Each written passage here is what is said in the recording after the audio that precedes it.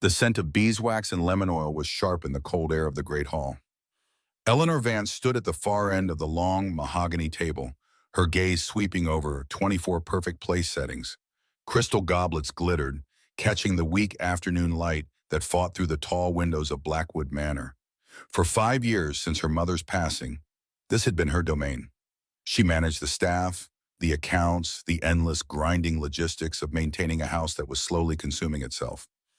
Every polished floorboard, every mended tapestry was a testament to her diligence. It was a life lived in service of appearances. Her finger hovered over a single fork, nudging it a fraction of an inch to align it perfectly. A housemaid watched her with nervous eyes. Eleanor offered a faint mechanical smile that did not reach her own. Inside, a familiar hollowness echoed. Tonight's preparations felt heavier, charged with a tension that even the servants could feel.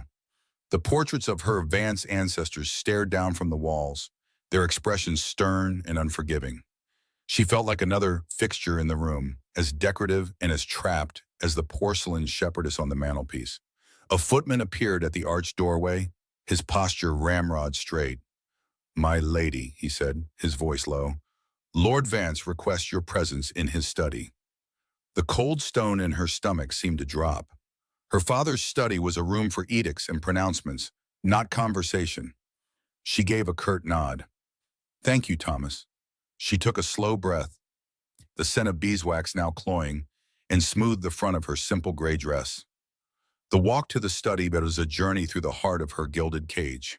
The long hallway was dim, the air still and heavy with the scent of old paper and dust.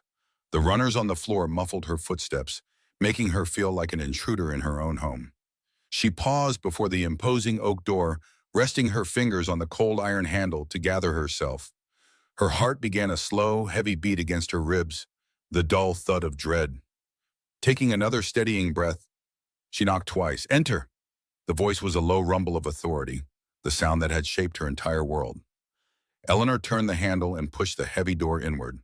Lord Harrington Vance's study was a reflection of the man himself, a fortress of dark wood, leather, and ambition. Bookshelves stretched to the high ceiling, filled with leather-bound volumes she knew he never read.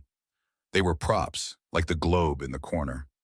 A fire crackled in the hearth, but it offered no warmth, only a flickering, nervous light that made the shadows dance. The air was thick with the scent of his cigar. Her father stood by the window, his back to her. A tall man, still handsome, but his shoulders were held with a new tension. "You wish to see me, father?" Eleanor's voice was quiet, respectful. He turned slowly, his sharp blue eyes falling upon her. He looked at her not as a father looks at a child, but as a strategist eyes a crucial piece on a chessboard. "Close the door," he commanded. She did, the latch clicking shut with a sound of finality. The room felt smaller now, the air more constricted. "The preparations are complete, I trust," he said. It was not a question. "Yes, father, everything is in order." "Good." He moved to his large leather chair, the seat groaning under his weight. He steepled his fingers. "Tonight is an important night for this family, Eleanor. We secure our future. We restore the honor of the Vance name." A knot of anxiety tightened in her chest. She knew this speech, the preamble to a demand. But this time felt different, more desperate. "I do not understand," she said, her voice barely a whisper.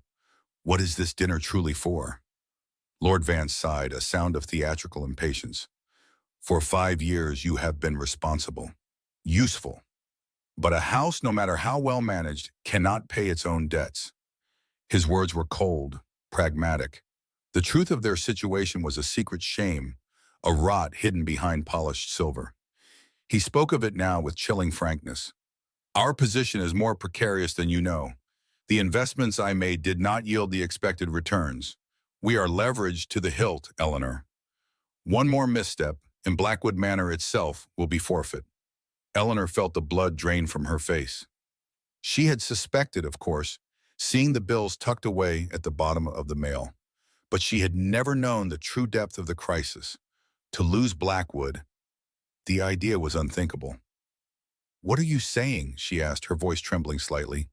He put down the silver letter opener he had been turning in his fingers. For the first time she saw not just calculation, but a raw fear in his eyes. I am saying that I have found a solution, a permanent one.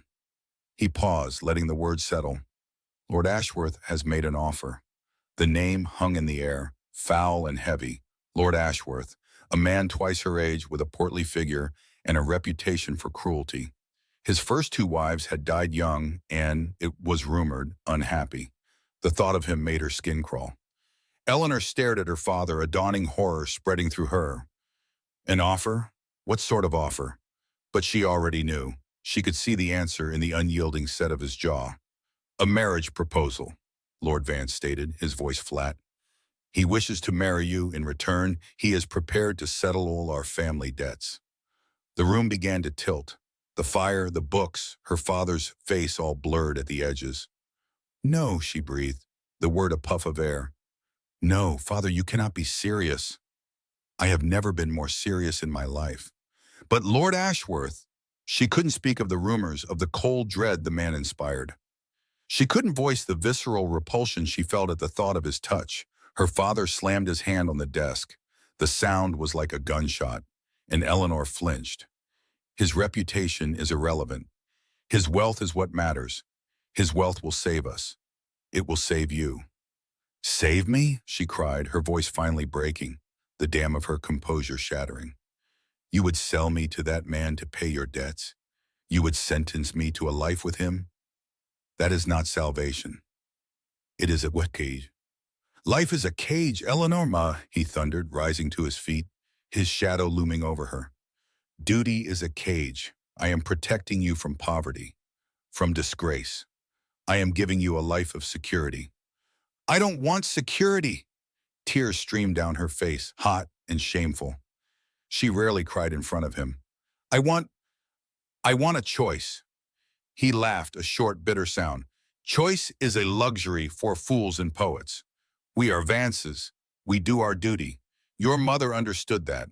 She did her duty to this family, and you will do yours. He invoked her mother's memory like a weapon. Eleanor felt a fresh wave of pain, sharp and deep. Please, she whispered, her hands clasped in front of her, pleading. Father, please, there must be another way. Anything but this. There is nothing left to sell that would make a difference, he said, his voice returning to its cold, calm state.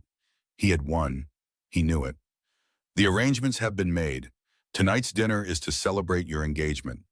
He walked around the desk and stood before her, his presence overwhelming. He did not touch her. He never did. You are my daughter. You will not embarrass me. You will go to your room, compose yourself, and prepare to meet your fiancé. You will smile. You will be gracious.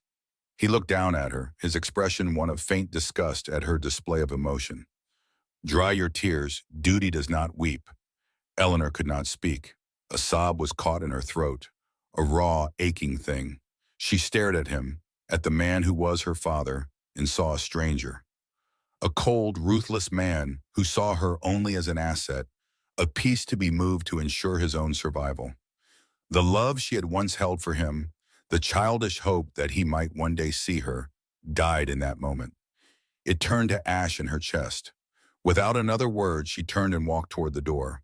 Her legs felt unsteady, as if they belonged to someone else. Her hand trembled as she reached for the handle. Eleanor, his voice called out, stopping her. She paused but did not turn around. She could not bear to look at his face again. You have always been a good daughter, he said, his voice softening into false magnanimity. Do not fail me now. This is for the best. The lie was so profound it stole the very air from her lungs. She pulled the door open and stepped out into the hallway, pulling it shut behind her. The click of the latch echoed the closing of a tomb. She stood alone in the dim, silent corridor. Her carefully constructed world had been demolished. Her future was no longer an unknown horizon.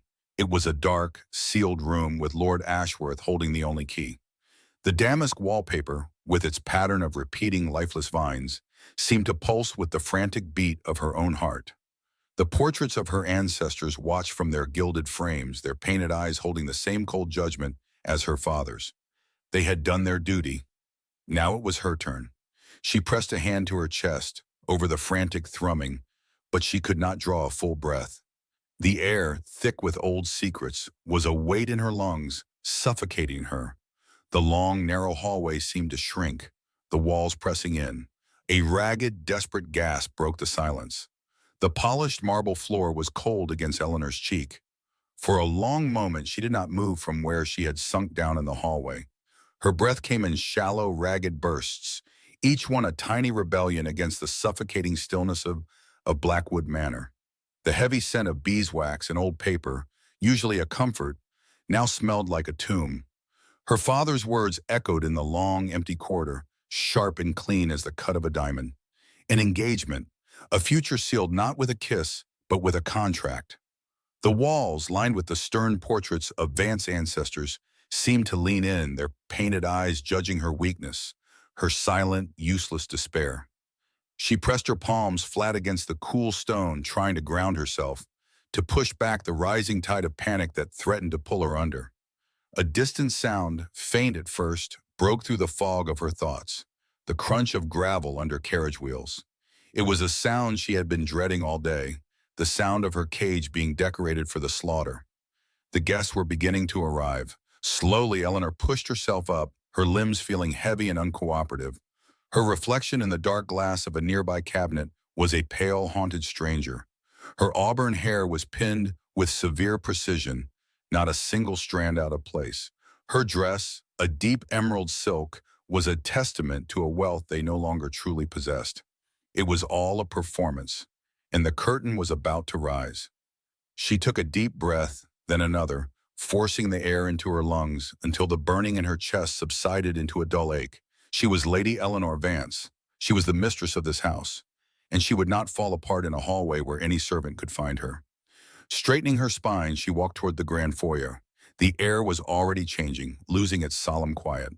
It was now laced with the floral notes of expensive perfumes and the low murmur of polite greetings.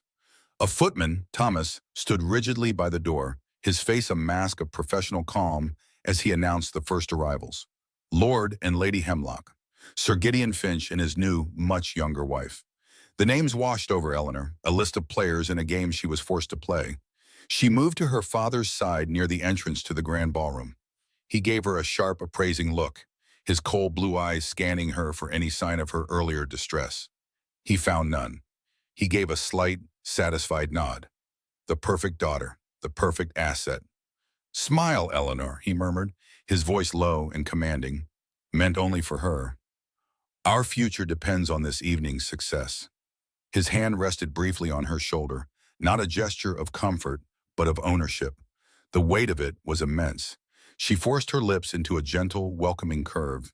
It was an expression she had practiced in the mirror since she was a little girl. The gracious hostess, unflappable, serene. Inside, her heart felt like a trapped bird, beating its wings raw against the bars of her ribs. The room began to fill. It was a kaleidoscope of shimmering silks, glittering jewels, and powdered faces. Laughter, light and brittle, echoed off the high vaulted ceilings. It was a beautiful scene, a painter's dream of high society. But to Eleanor, it was a nightmare painted in beautiful colors. She saw the calculating glances, the whispered gossip behind elegant fans. She heard the hollow compliments and the carefully veiled inquiries about her family's finances. Every smile was a transaction. Every conversation was a negotiation of status. She moved through the crowd with a practiced grace, her mind 1,000 miles away. She offered refreshments, inquired about distant relatives she did not care about, and laughed at jokes that were not funny. Each interaction was a small piece of her soul being chipped away, sold for the price of her father's ambition. She found a moment of quiet near a tall window overlooking the gardens. The moon was rising, casting a silver glow over the dark, tangled shapes of the rose bushes and the ancient oaks. For a second, she imagined slipping out the door, running into the cool night air, and never looking back. The thought was so powerful, so vivid, that she felt a physical pull towards the glass. Her fingers twitched, yearning to unlatch the window and climb out, to trade this suffocating heat for the cold, clean scent of damp earth and freedom. But the moment passed, a fleeting dream. Her duty held her in place, an invisible chain wrapped tight around her ankles. She turned back to the room, her mask firmly in place. Her father was holding court near the fireplace, his voice booming with false bonhomie. He was in his element, a puppet master, pulling the strings of his own grand design. She scanned the crowd for Lord Ashworth, the man her father had chosen for her, a man known for his wealth and his cruelty in equal measure. A wave of nausea rolled through her at the thought of his clammy hands, his leering smile. He had not yet arrived, a small, temporary mercy, but his absence was a looming threat, a storm gathering just over the horizon. Then a subtle shift occurred in the room's atmosphere. The steady hum of conversation faltered for a moment. Heads turned towards the grand entrance. The footman Thomas stood a little straighter, his voice carrying a new note of gravitas as he made the announcement. His Grace, Alistair Beaumont, the Duke of Hawthorne. A collective hushed whisper rippled through the ballroom. The Duke of Hawthorne. The name was a ghost, a legend from a forgotten time. The Beaumonts had been one of the most powerful families in the region, their estate bordering the Vance lands. But they had left years ago, almost overnight, after a terrible and sudden tragedy that people still spoke of in hushed, speculative tones. The great Hawthorne estate had stood empty ever since, a silent monument to a fallen house. And the young Duke, Alistair, who had been just a boy then, had vanished from society completely. He was a recluse, a mystery. No one had seen him in years, and now he was here, unannounced, uninvited. Eleanor felt a strange prickle of unease. She followed the gazes of the other guests, her eyes searching the doorway. A man stood there silhouetted for a moment against the darker hallway behind him. He was tall and seemed to command the space around him without any effort. He was dressed in black, a stark contrast to the colorful finery of the other gentlemen. As he stepped into the light, Eleanor saw that his hair was dark and unruly, as if he had just come in from a long walk in the wind. He moved with a quiet, deliberate grace, his presence a pocket of stillness in the swirling chaos of the party. He was not smiling. His expression was calm, reserved, and deeply melancholic. Her father, momentarily surprised, quickly recovered his composure and moved to greet the unexpected guest. Eleanor watched the exchange from across the room, unable to hear their words but seeing the stiff formality in their gestures. Other guests, emboldened by her father's welcome, began to drift towards the Duke, their curiosity overpowering their surprise. He handled their inquiries with a detached politeness, his answers brief, his gaze distant. He seemed utterly uninterested in the social games being played around him. He was like a visitor from another world, observing their strange rituals with a quiet, analytical patience. Eleanor found she could not look away. There was something about him that was unsettlingly familiar, though she was certain she had never met him before. It was in the way he stood, the way he held his head. A faint scar, pale against his skin, was visible near his left temple. Her eyes traced its path, and for a fleeting, dizzying instant, an image flashed in her mind. A boy's laughter, the scent of freshly cut grass, the feeling of a small, rough hand in hers. The memory was gone as quickly as it came, leaving behind only a faint ache of loss, a phantom limb of a forgotten joy. She shook her head slightly, dismissing it. It was just the stress of the evening playing tricks on her mind. She was so lost in her observation that she did not realize he had turned his head. His gaze swept over the crowd, passing over faces without interest, a king surveying a room full of strangers. And then, his eyes found hers. They were gray, the color of a stormy sea, and they held an intensity that made the air leave her lungs. For a long, silent moment, the noise of the party faded into a dull, distant roar. The world narrowed to the space between them. Everyone else, every glittering guest, every flickering candle, simply ceased to exist. It was not the way other men looked at her. They looked with appraisal, with desire, with calculation. They saw Lady Eleanor Vance, daughter of Lord Harrington Vance, a beautiful piece on the social chessboard. This was different. His gaze was not on the surface. It went deeper. It was a look of profound, startling recognition. It was as if he could see past the silk dress, the pinned hair, the practiced smile. It was as if he could see the terrified girl cowering in the hallway, the young woman dreaming of escape by the window. It felt as if he knew her, truly and completely. And in his eyes she saw not judgment, but a deep, shared sadness, a sorrow that seemed to resonate with the one buried in her own heart. Her heart, which had been a frantic bird, suddenly went still. Her hand, resting on the back of a velvet chair, tightened its grip, her knuckles turning white. Who was this man? How could a stranger look at her and make her feel so utterly, terrifyingly seen? The intimacy of that single, silent gaze across a crowded room was more powerful than any touch she had ever known. It was an intrusion, a violation of the careful walls she had built around herself. But it was also, strangely, a comfort. It was the feeling of being lost in a dark forest and suddenly seeing a single, steady light in the distance. He held her gaze for what felt like an eternity, his expression unreadable, but for the deep sorrow in his eyes. He seemed to be waiting for something, for a sign from her, but she could not move, could not breathe. She could only stare back, her confusion warring with a strange, burgeoning sense of hope. It was a dangerous feeling, one she had not allowed herself to feel in a very long time. Hope was a fragile thing, easily crushed. Just as the silence between them became unbearable, he gave her a slow, almost imperceptible nod. It was not a greeting, it was an acknowledgement, a confirmation, a promise of what she did not know. The small gesture was filled with a meaning she could not decipher, but felt in the very marrow of her bones. It was a secret passed between them, invisible to everyone else in the room. Then, as slowly as he had found her, he turned away. He broke the connection, and the noise and light of the ballroom came rushing back, a physical blow. He blended back into the shadows at the edge of the room, once again a solitary figure in the crowd. But his presence lingered, a brand on her consciousness. The party continued around her, a swirling vortex of sound and motion. Someone laughed nearby. A glass clinked. But Eleanor was frozen in place, her entire being focused on the spot where he had stood. Her mind raced, a torrent of unanswerable questions. Why was he here? How did he know her? What did that look, that nod, mean? She felt a cold dread mixed with a bewildering sense of anticipation.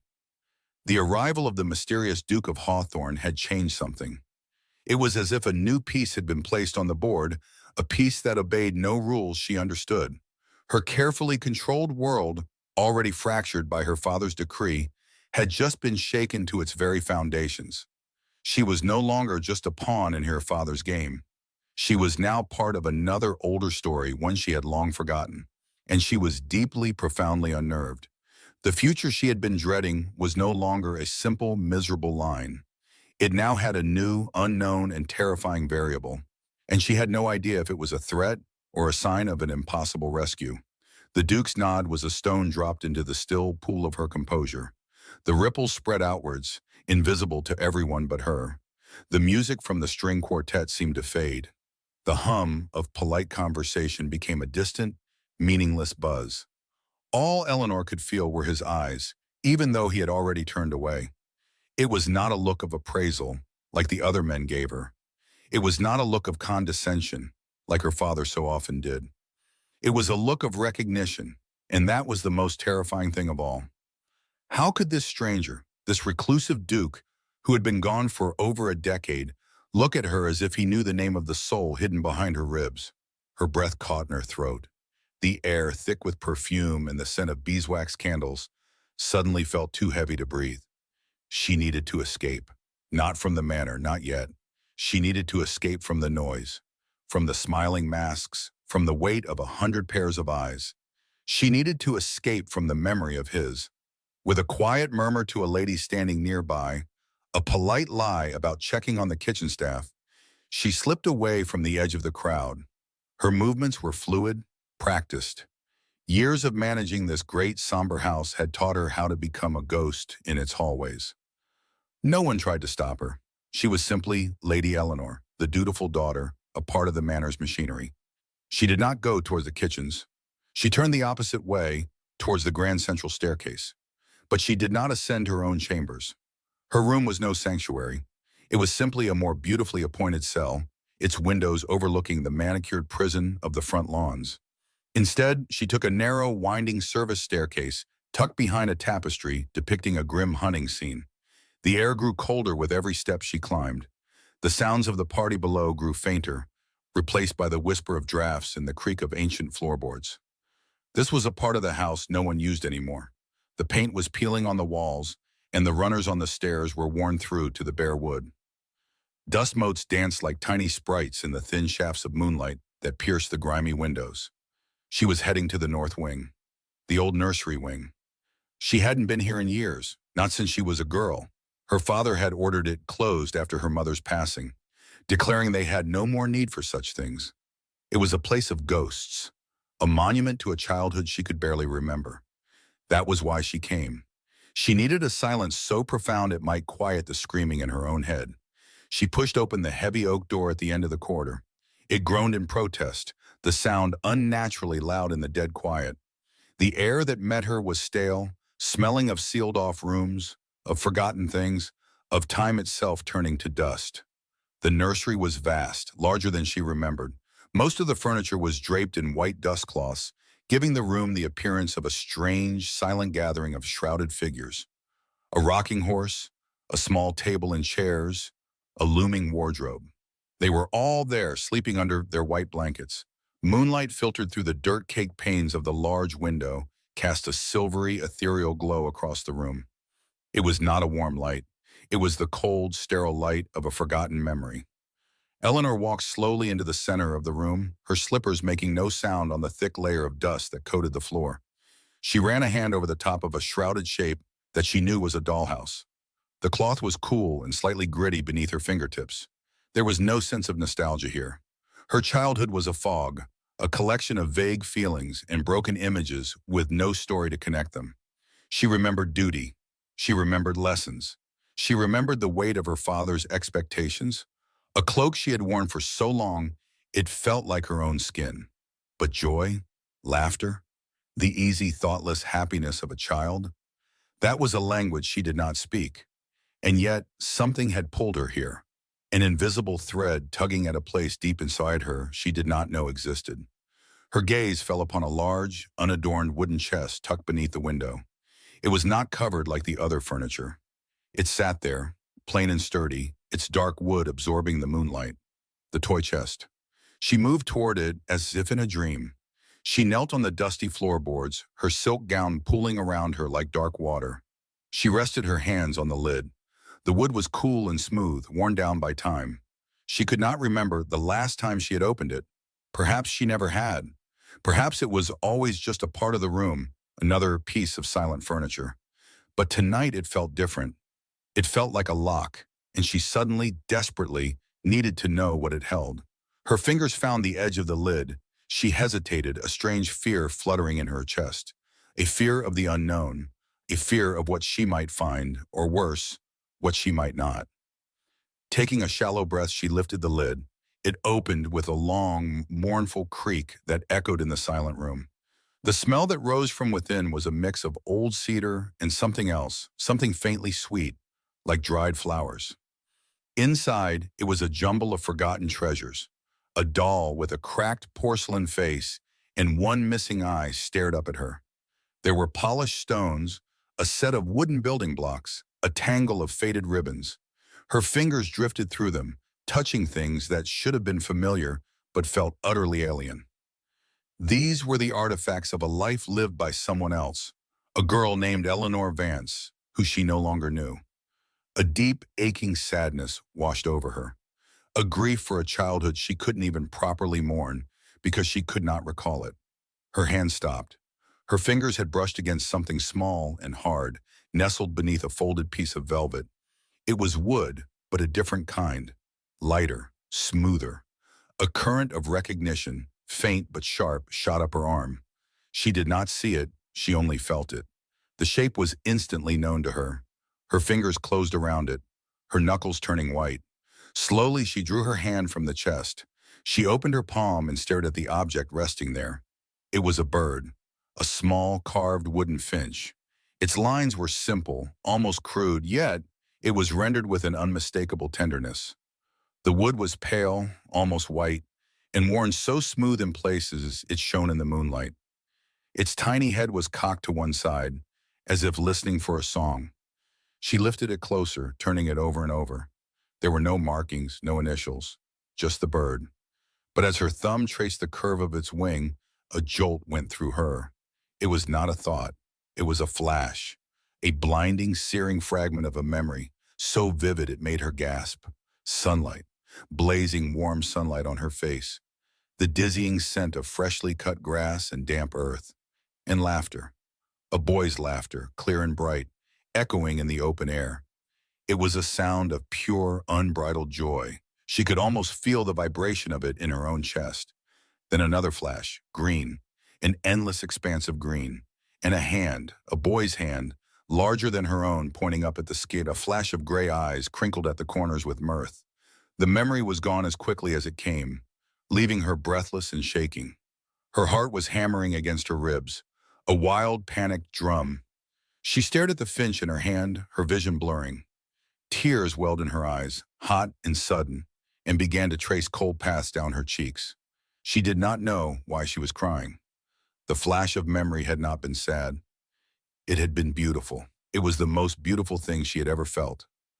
Perhaps that was why she cried. The loss of it was a physical ache, a hollow space opening up inside her.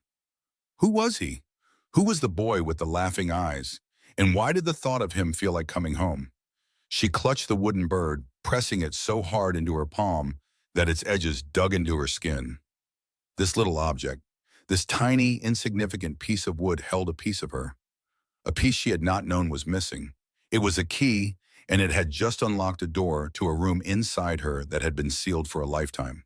But the room was dark, and she was afraid to step inside. The silence of the nursery pressed in on her again, but it was different now. It was no longer peaceful. It was filled with questions. It was the silence of a forgotten promise, the quiet of a deep and profound loss. The Duke of Hawthorne's face swam in her mind, that look, that impossible look of knowing. Could there be a connection? No, it was absurd.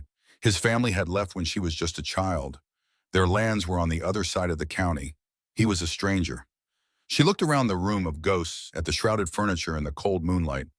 This place was not a sanctuary, it was a tomb, and she had just unearthed one of its secrets. The finch was a tangible link to a past she had been denied, a past where she had apparently known happiness. The knowledge was both a comfort and a torment. It meant there was a version of her that was not this cold, dutiful shell. But it also meant that she had lost that girl somewhere along the way. Or perhaps she had been taken from her bone. The thought sent a chill down her spine that had nothing to do with the cold air. Her father's words from earlier echoed in her head. Your duty is to this family, to our name. He had been shaping her, molding her for as long as she could remember. What had he cut away in the process? Her tears had stopped. A cold resolve was beginning to settle in her bones. This engagement, this life her father had planned, was not just a cage for her future. It was a final nail in the coffin of her past. Marrying Lord Ashworth would extinguish the last ember of that girl who laughed in the sun. She would be gone forever. She could not let that happen. She would not. The little wooden bird in her hand felt heavy now, like the weight of a life she had to reclaim. It was no longer just a toy. It was a promise she had made to herself without even knowing it. She pushed herself to her feet, her joints stiff from kneeling on the cold floor. She held the finch tightly in her fist, a secret treasure, a tiny weapon against the encroaching darkness. She had to get out of this room. She had to get out of this house. The thought was no longer a vague yearning. It was a clear, sharp, and terrifying imperative. She took a step toward the door, her mind racing. The garden. She could climb from her window down into the gardens. The idea was mad, but it was the only one she had. It was then that she heard it, a sound from outside the nursery door, a soft, deliberate creak of a single floorboard in the silent hallway. It was not the groan of an old house settling. It was the sound of a footstep, a weight carefully placed. Someone was there, standing just outside the door. Her blood ran cold. Every muscle in her body went rigid. She stood frozen in the middle of the room, a statue carved from ice, bathed in moonlight. Had she been followed? Did her father send a servant to fetch her? Or was it him, his patience finally worn thin? The silence that followed the sound was more terrifying than the sound itself. It was a listening silence, a waiting silence. Eleanor did not dare to breathe. Her fingers locked around the small wooden bird, clutching the last piece of her forgotten self to her chest. The sound was small, a single complaint from an old floorboard, but it sliced through the dusty silence of the nursery. Eleanor froze. Her fingers, already tight around the carved wooden finch, squeezed until the tiny wingtips dug into her palm. The scent of old paper and dried lavender suddenly felt suffocating, a sweet perfume covering something rotten. She held her breath, listening. Her heart hammered against her ribs, a frantic bird trapped in a cage of bone. She expected a servant, perhaps sent to find her, to scold her for hiding away from her own celebration. The door handle turned with a slow, deliberate click. It was a sound she knew too well.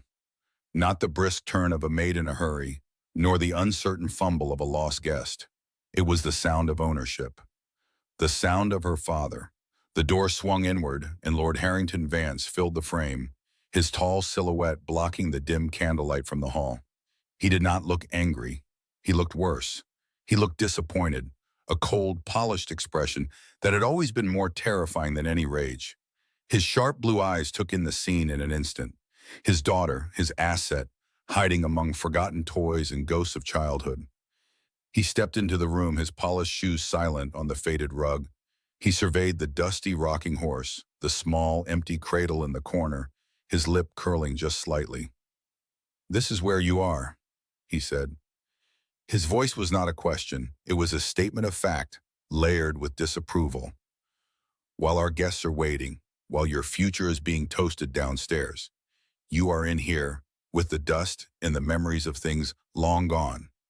Eleanor quickly slipped the wooden finch into the pocket of her dress. The little bird felt like a stone, heavy with a past she could not grasp. "I needed a moment of air," she whispered, her voice sounding thin and childish in the cavernous room. "Air?" Her father gave a short, humorless laugh. "The air in this room is stale, Eleanor, stale with neglect, much like a reputation would be if a young lady were seen to be shirking her duties." He took a step closer. The scent of his wine and expensive cologne reached her, a cloying mix that made her stomach clench. "Lord Ashworth will be arriving shortly. I trust you will have composed yourself by then." He did not wait for her reply. He reached out, his fingers closing around her upper arm. His grip was firm, a reminder of his unassailable authority. He began to lead her out of the nursery, out of the one small pocket of the house that felt remotely like a sanctuary. As they walked down the long, dim hallway, past portraits of stern-faced ancestors, his voice dropped to a low, conspiratorial murmur. It was the voice he used when he was closing a deal, when he was explaining the grim necessities of their world. "Lord Ashworth is a man of considerable means," he began, his gaze fixed straight ahead. "His shipping interests are expanding. His properties in the city alone could settle our debts twice over, and still leave enough to restore Blackwood to its former glory." He spoke of land and money and influence. He detailed balance sheets and profit margins, as if he were discussing a prized stallion he was about to acquire. He spoke of everything except the man himself. Eleanor walked beside him, a doll being moved from one room to another. The cold dread that had been a low hum in her chest was now a rising scream. "Father," she started, her voice trembling slightly, "I have heard stories about him, about his character." Lord Vance stopped walking. He turned to face her, his expression unreadable in the flickering light of a wall sconce. "Stories," he repeated, the word tasting like poison on his tongue. "Whispers from jealous maids and bitter rivals. Do you know what is more substantial than stories, Eleanor? Gold, land, security. Lord Ashworth offers us security. He offers you a life of comfort you have grown accustomed to, a life I can no longer guarantee on my own." He was twisting it, making her complicity a matter of her own comfort, not just his ambition. He was making her a willing partner in her own sale. "His first wife," she began, the words catching in her throat. "His first wife was a fragile creature," her father cut in sharply, his patience wearing thin.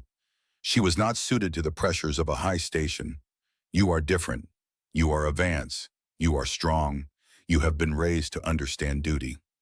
He released her arm and instead placed a hand on her shoulder, a gesture that might have looked paternal to a passerby, but felt like a shackle to her. This family has weathered storms for 200 years because we do what is necessary. You are what is necessary right now. Do you understand? She could not speak. A nod was all she could manage, a small, jerky movement that felt like a betrayal of every fiber of her being. The lump in her throat was so thick she felt she might choke on it. He seemed satisfied. His hand dropped from her shoulder, and he smoothed the front of his waistcoat. Good. Now let us rejoin the party. It would not do to be absent when our most important guest arrives. He led her to the grand staircase. Below them, the ballroom was a swirling kaleidoscope of color and sound. Laughter and music drifted up, mingling with the scent of perfume and hot wax. It looked like a beautiful painting, but from her vantage point, it felt like staring down into a churning sea that was about to swallow her whole. Her father gave her a small, firm push forward, and she had no choice but to descend. Each step was a conscious effort. Her feet felt like lead. She clutched the banister, her knuckles white. The faces in the crowd below blurred into a single, monstrous entity. She plastered a small, brittle smile onto her lips, the one she had perfected over years of social engagements. It was a mask, and tonight it felt heavier than ever. She managed to detach herself from her father's side, murmuring an excuse about speaking to a cousin. He let her go, his eyes following her with a warning look. She needed to breathe. She drifted toward the edge of the room, finding a small alcove partially hidden by a large potted fern. The noise was slightly muffled here. She could almost pretend she was invisible. It was then that she heard the voices, low and conspiratorial, from two ladies standing just on the other side of the plant. "It is quite the shock seeing him here," one voice, thin and reedy, said. It was Lady Beatrice, a woman whose face was a permanent mask of mild disapproval. "The Duke of Hawthorne. I thought he never left that gloomy estate of his." "Well, after the tragedy, can you blame him?" The other woman, whose deeper voice Eleanor recognized as Lady Cromwell's, replied, "To lose everything like that, such a terrible business. And he was just a boy." Eleanor went still. Her own breathing seemed to stop. She leaned closer to the leaves of the fern, straining to hear more. The Duke of Hawthorne. Alistair. "Everything?" Lady Beatrice prompted, her voice dripping with morbid curiosity. "His parents," Lady Cromwell said, her tone dropping to a near whisper. "In the fire, the entire west wing of the castle was lost. They say the boy was the one who raised the alarm, pulled from the grounds covered in ash, but otherwise unharmed, physically at least. He inherited a title, a mountain of debt, and a pile of smoking ruins. It's a miracle he managed to rebuild it all." A fire, the words echoed in the silent, forgotten corners of Eleanor's mind. A fire, a boy with gray eyes. The image was like a dream half remembered upon waking. It was tinged with the smell of smoke and the feeling of a small hand gripping hers tightly.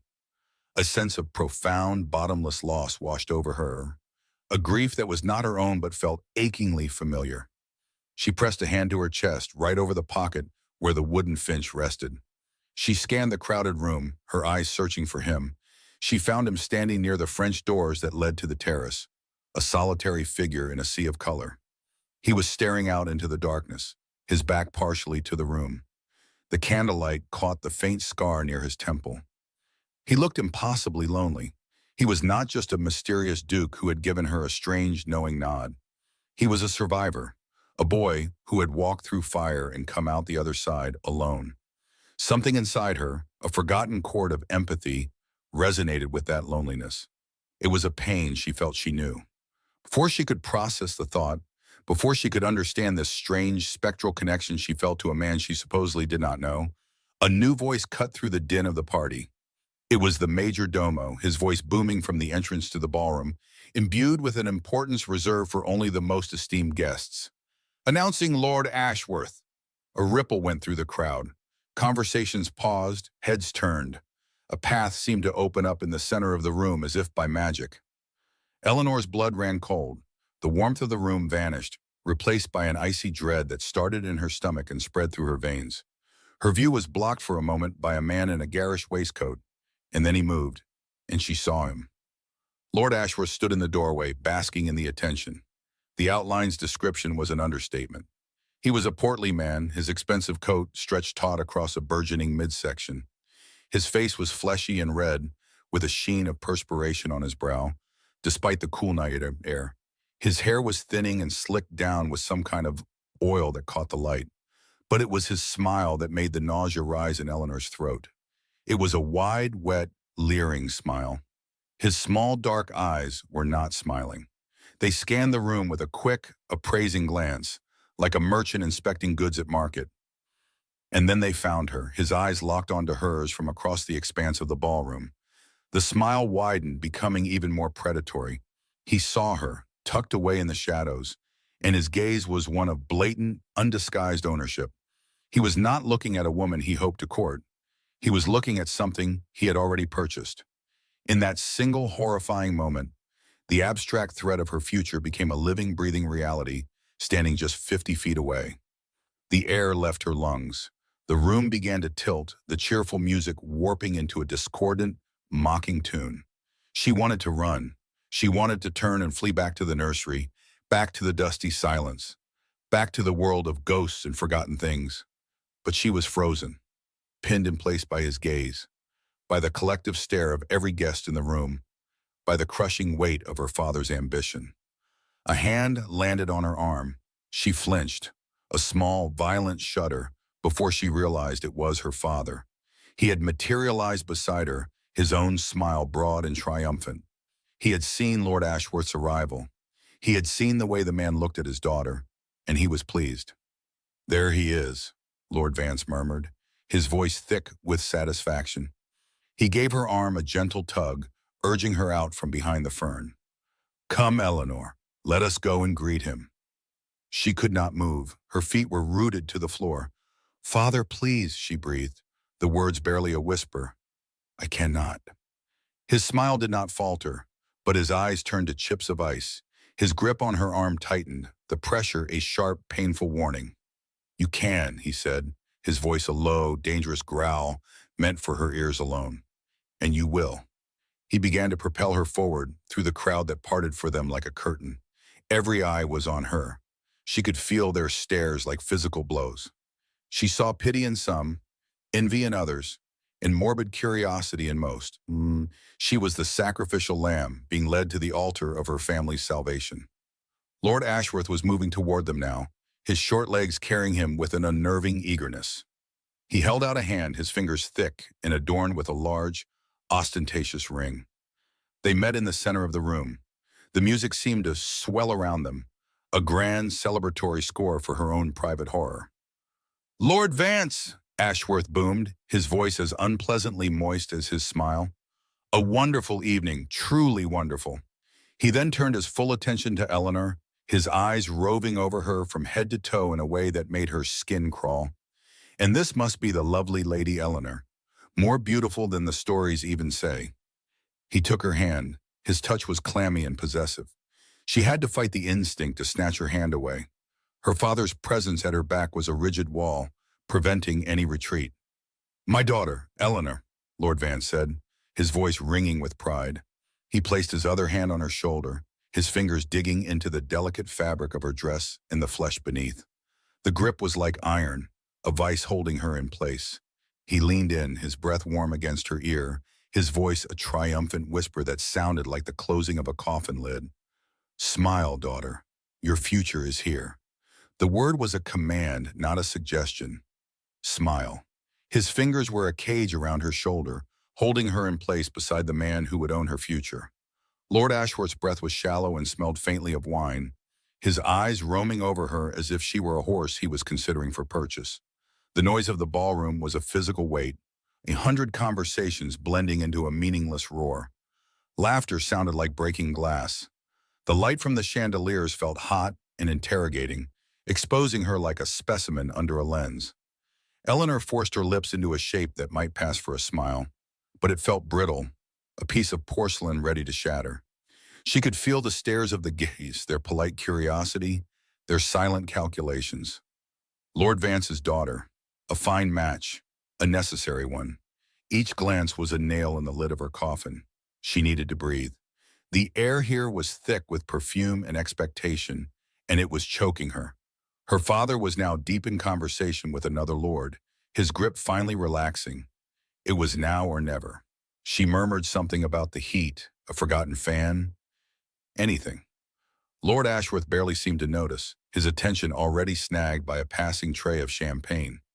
She took one step back, then another, melting into the periphery of the crowd. No one stopped her. She was a ghost at her own wake, and ghosts could move through walls of people unnoticed. She slipped through a side door and into the long deserted hallway. The sudden quiet, a deafening roar in her ears. Her heart hammered against her ribs, a frantic bird trapped in a cage of bone.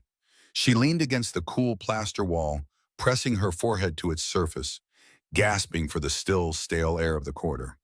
She could not go back in there. Not yet. She needed a place where the walls did not feel like they were actively crushing her.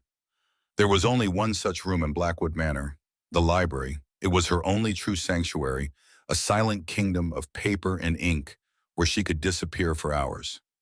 She pushed herself off the wall and began to walk, her silk slippers making no sound on the worn runner. She moved not like the lady of the house, but like a thief, her shoulders hunched, her head down. She passed portraits of her ancestors, their painted eyes following her with cold, silent judgment. They had all done their duty. They had all sacrificed for the family name. Their gazes told her she was weak, a coward. She quickened her pace, desperate to escape their silent accusations. The library doors were immense, carved from dark oak, and they opened with a low, familiar groan. She slipped inside, closing them gently behind her. The click of the latch was a profound sound, sealing her off from the rest of the world. Here the air was different. It smelled of aging paper, of leather bindings, and of the beeswax polish the maids used once a season. It was the scent of stillness, of stories held in suspended animation. The cacophony of the party was a distant, muffled hum, the sound of a faraway sea. Moonlight streamed through the tall, arched windows, casting long rectangles of pale light across the floor and illuminating swirling motes of dust. The room was a cavern of shadows, the towering shelves of books rising like cliffs on either side of her. Eleanor let out a breath she did not realize she had been holding. Her shoulders slumped. Here she was not Lord Vance's daughter or Lord Ashworth's intended. She was just a reader, a visitor in 1,000 other worlds. She walked slowly down the central aisle, trailing her fingers along the spines of the books. The leather felt cool and smooth beneath her touch.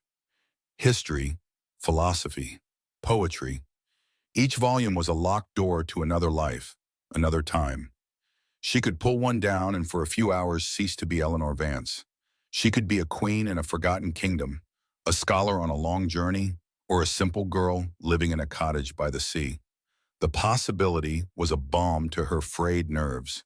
She stopped near the poetry section, her fingers hovering over a slim volume bound in green leather. She remembered reading it as a girl, hiding in this very spot. The poems were about nature, about the freedom of the wind and the wildness of the ocean. They felt like a foreign language to her now. Her life had no wind, no ocean. It had only corridors and drawing rooms, and ledgers filled with dwindling numbers. A profound sadness washed over her, so heavy it made her limbs feel weak. She leaned her head against the bookshelf, the hard edges of the spines pressing into her temple. Was this it? Was this all her life would ever be? A quiet, desperate longing for something she could not even name. A tear escaped and traced a cold path down her cheek. She did not bother to wipe it away. Here, in the dark, no one could see. No one would tell her to compose herself, to remember her station. She closed her eyes, trying to imagine the sea, the crash of waves, the salty air, the endless open horizon. But all she could conjure was the face of Lord Ashworth, his wet lips curved in a triumphant smile. A wave of nausea rolled through her. She clutched the bookshelf, her knuckles white, anchoring herself against the feeling. She would not be sick. She would not fall apart. She was the daughter of Lord Harrington Vance. She was made of sterner stuff. Or so he always told her. She took a deep, steadying breath, then another. The scent of old paper helped. It was a clean smell, an honest one. She felt a sliver of her composure return. She was being foolish, hiding in the dark like a frightened child. She had duties. She had a role to play. Her father would be looking for her. She should go back. She should put the smile back on her face and stand by her future husband's side. The thought was so repulsive it made her feel faint again. She squeezed her eyes shut, wishing she could simply dissolve into the shadows, become one with the dust and the silence. The roses in the East Garden bloom best under the moon. Did you know? The voice was not a whisper, but it was so low and calm that it seemed to emerge from the silence itself rather than break it. Eleanor's eyes flew open. Her heart leaped into her throat, beating a frantic, painful rhythm. She was not alone. She spun around, her hand flying to her chest. There, in the deep shadows between two towering shelves, a figure stood. For a moment, he was just a silhouette, a tall, dark shape against the darker wood. Then he took a single, silent step forward into a sliver of moonlight. It was him, the Duke of Hawthorne. He stood perfectly still, his hands clasped behind his back. The moonlight caught the silver threads in his dark coat and traced the sharp line of his jaw. His gray eyes were fixed on her, and there was no surprise in them. There was only a quiet, unnerving intensity. He looked as if he had been standing there all along, watching her. Waiting, Eleanor's mind went completely blank. She could not think of a single word to say. Her throat was tight, and she was certain that if she tried to speak, no sound would come out. Had he followed her? Why Diamayam? He was not supposed to be here. He was not supposed to be anywhere near her. His presence was an anomaly, a disruption to the carefully orchestrated misery of her evening. He was a piece from a different puzzle, one she did not understand. She remembered his nod in the ballroom, that small, almost secret acknowledgement. It had unsettled her then, and it terrified her now. He knew something. That was the feeling she got from him. He saw more than the dutiful daughter. He saw the girl hiding in the library with tear tracks on her face. She stared at him, her breath held tight in her chest.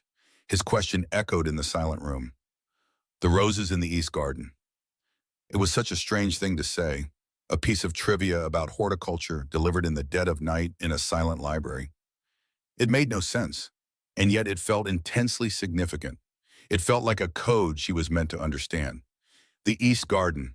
She had not been there in years. It was the most overgrown part of the grounds, bordered by a crumbling stone wall. As a child, she had called it her secret kingdom. How could he possibly know about that?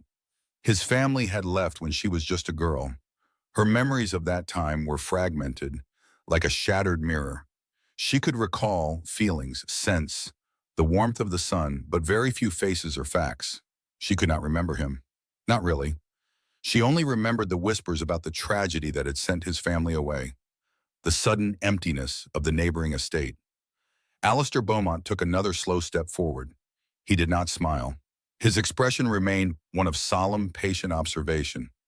His gaze was not leering like Lord Ashworth's, nor was it cold and calculating like her father's. It was something else entirely. It was heavy, weighted with a sadness that seemed too old for his face. It was a gaze that seemed to know her, truly know her, in a way that no one else had in a very long time. The thought sent a tremor of fear through her, but it was mingled with something else, something she could not name. I did not know that, she finally managed to whisper. Her voice was thin and reedy, a stranger's voice. He gave a slight, almost imperceptible nod, as if her answer was exactly what he had expected. He did not press the conversation. He did not ask why she was hiding from her own engagement party. He did not comment on the tear stains she was sure were visible, even in the dim light. He simply held her gaze for a moment longer. In that silence, the world outside the library ceased to exist. There was no party, no Lord Ashworth, no suffocating duty. There was only the still, dust-filled air, the pale moonlight, and the unnerving calm of the man standing before her. Her mind raced, trying to decipher the meaning behind his words. The roses in the East Garden bloom best under the moon. Was it a metaphor? A message about finding beauty in darkness? Or was it more literal? A suggestion, a location, an invitation. The ambiguity was maddening. It was a key without a lock, a map without a legend. But it was something. It was a crack in the smooth, impenetrable wall of her despair. Someone had reached through the wall and spoken to her in a language she had almost forgotten. The language of secrets and moonlight.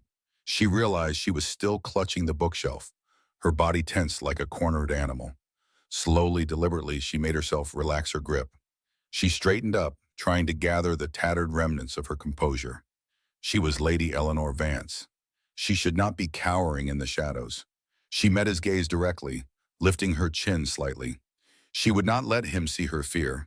Or if he did, he would also see that she was not broken. "Is there something you needed, Your Grace?" she asked.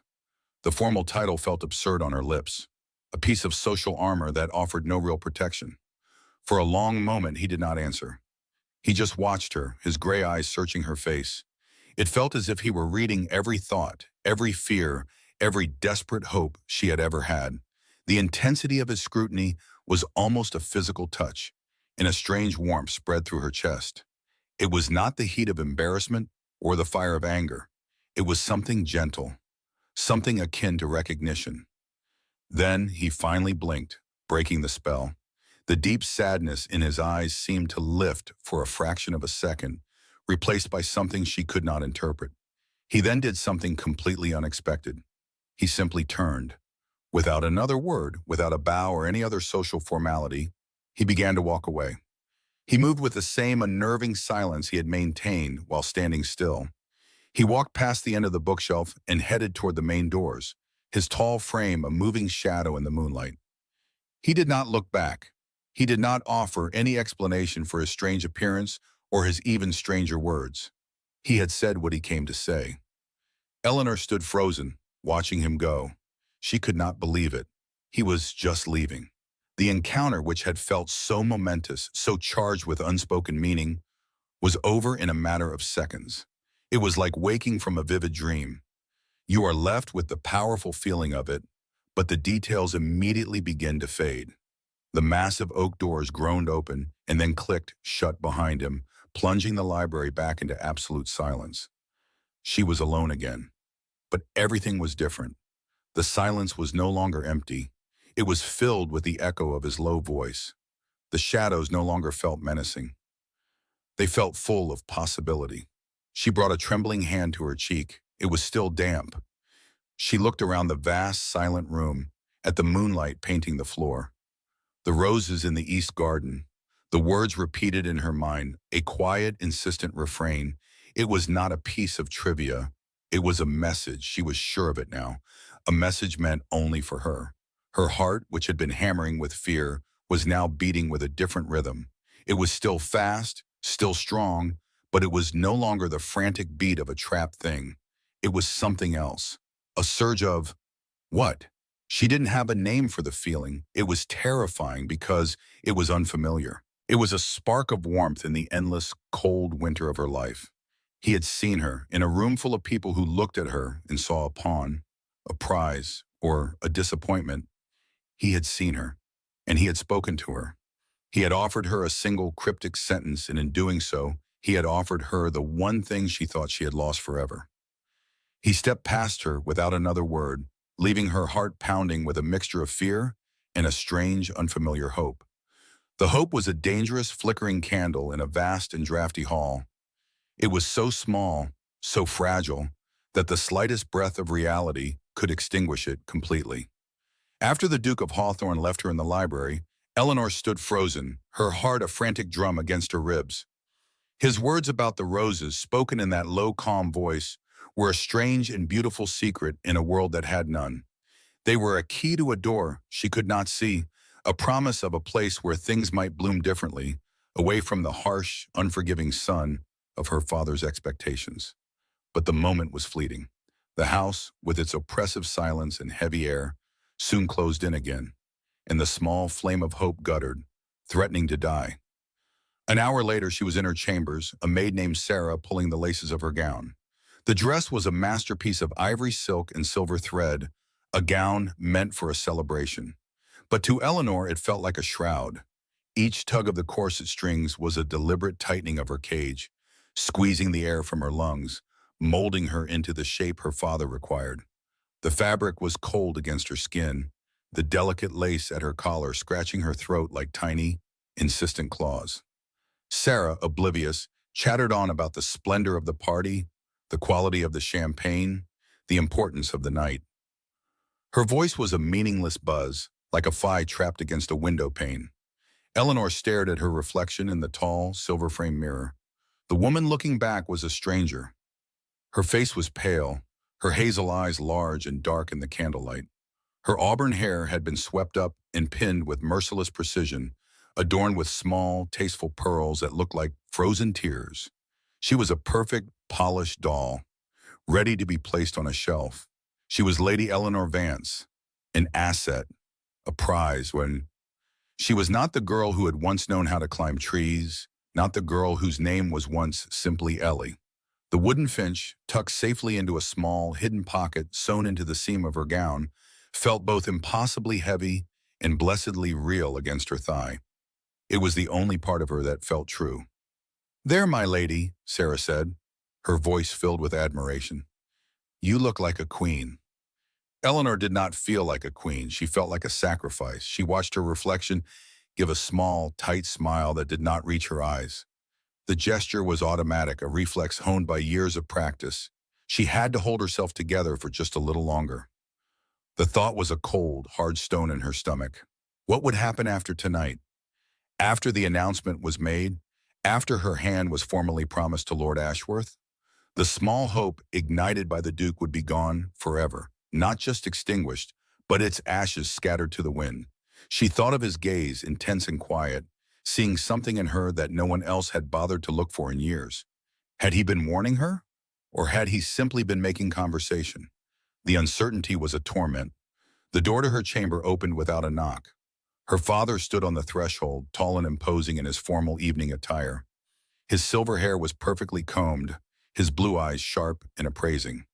He surveyed her from head to toe, his expression one of cool satisfaction, as if inspecting a horse he was about to sell.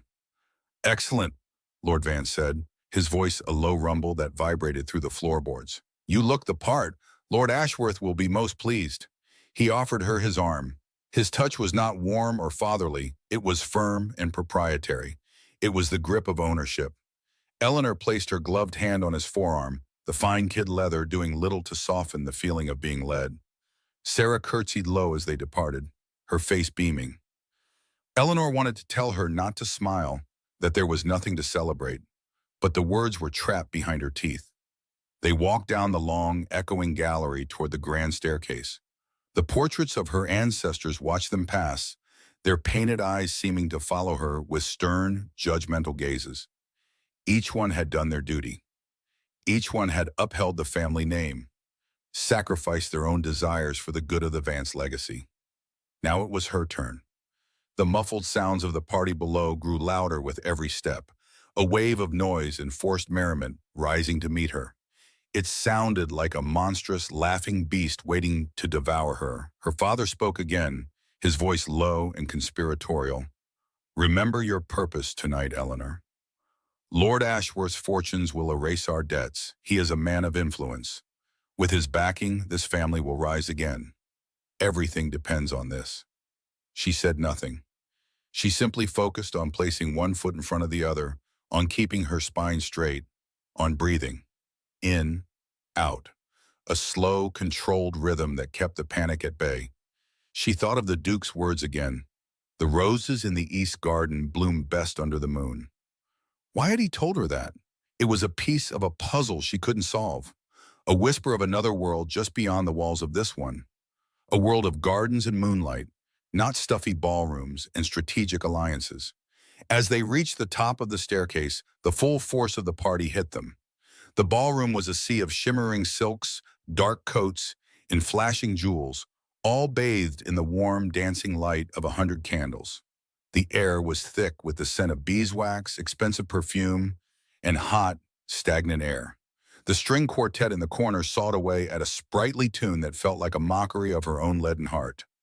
Laughter and chatter rose to the high vaulted ceiling in a deafening cacophony. For a moment she felt dizzy, overwhelmed by the sensory assault. Her father's grip tightened on her arm, guiding her down the stairs. Every head turned. A hush fell over the room, the noise dimming to a collective murmur. They were all watching her. She felt like an actress stepping onto a stage for a performance she had not rehearsed, for a role she did not want. Her eyes scanned the crowd, a desperate, sweeping glance. She was looking for a tall figure, for dark hair and somber gray eyes. She caught a glimpse of him near the far French doors that led to the terrace. The Duke of Hawthorne stood apart from the others, a glass in his hand, watching her with that same unsettling stillness. He was not smiling. His expression was grave, unreadable, but his eyes were fixed on her, and in that moment, she felt as if he were the only other real person in the entire room. Her father did not stop. He led her directly toward the center of the room where a small, stout man stood waiting. Lord Ashworth. He was dressed in a waistcoat of garish gold brocade that strained at the buttons over his considerable middle. His face was ruddy, his smile wet and wet. As they approached, his small dark eyes raked over her, a look of undisguised appraisal that made her feel like a piece of property he had just acquired. "Lord Vance," Ashworth boomed, his voice unpleasantly loud, "and the lovely Lady Eleanor. A vision, truly a vision." Her father beamed, a tight, triumphant smile. "My lord, I trust the evening meets with your approval." "It exceeds it," Ashworth replied, his gaze never leaving Eleanor. He took her hand from her father's arm. The moment his skin touched hers, a profound and visceral revulsion washed over Eleanor. His hand was damp and fleshy, his grip surprisingly strong. It was not the firm, guiding touch of her father, nor the imagined warmth of a lover. It was the clammy, possessive hold of a jailer. His thumb began to rub small, confident circles on the back of her glove. The gesture was meant to be intimate, a claim of ownership for all to see. It made her stomach churn. She wanted to snatch her hand away, to wipe it clean, to run. "My dear," he murmured, leaning closer. His breath smelled of wine and cigars. "You have made an old man very happy tonight." She could not bring herself to answer. She could only manage a slight, stiff inclination of her head. Her entire being was screaming. This was her future. This touch, this voice, this leering smile, this would be her life. The walls of the ballroom seemed to shimmer and warp, the faces of the surrounding guests blurring into grotesque masks. The music of the quartet became a discordant screech. Her breath hitched in her throat, and for a terrifying second, she thought she might faint. She forced herself to look away from him, her eyes searching once more for the Duke.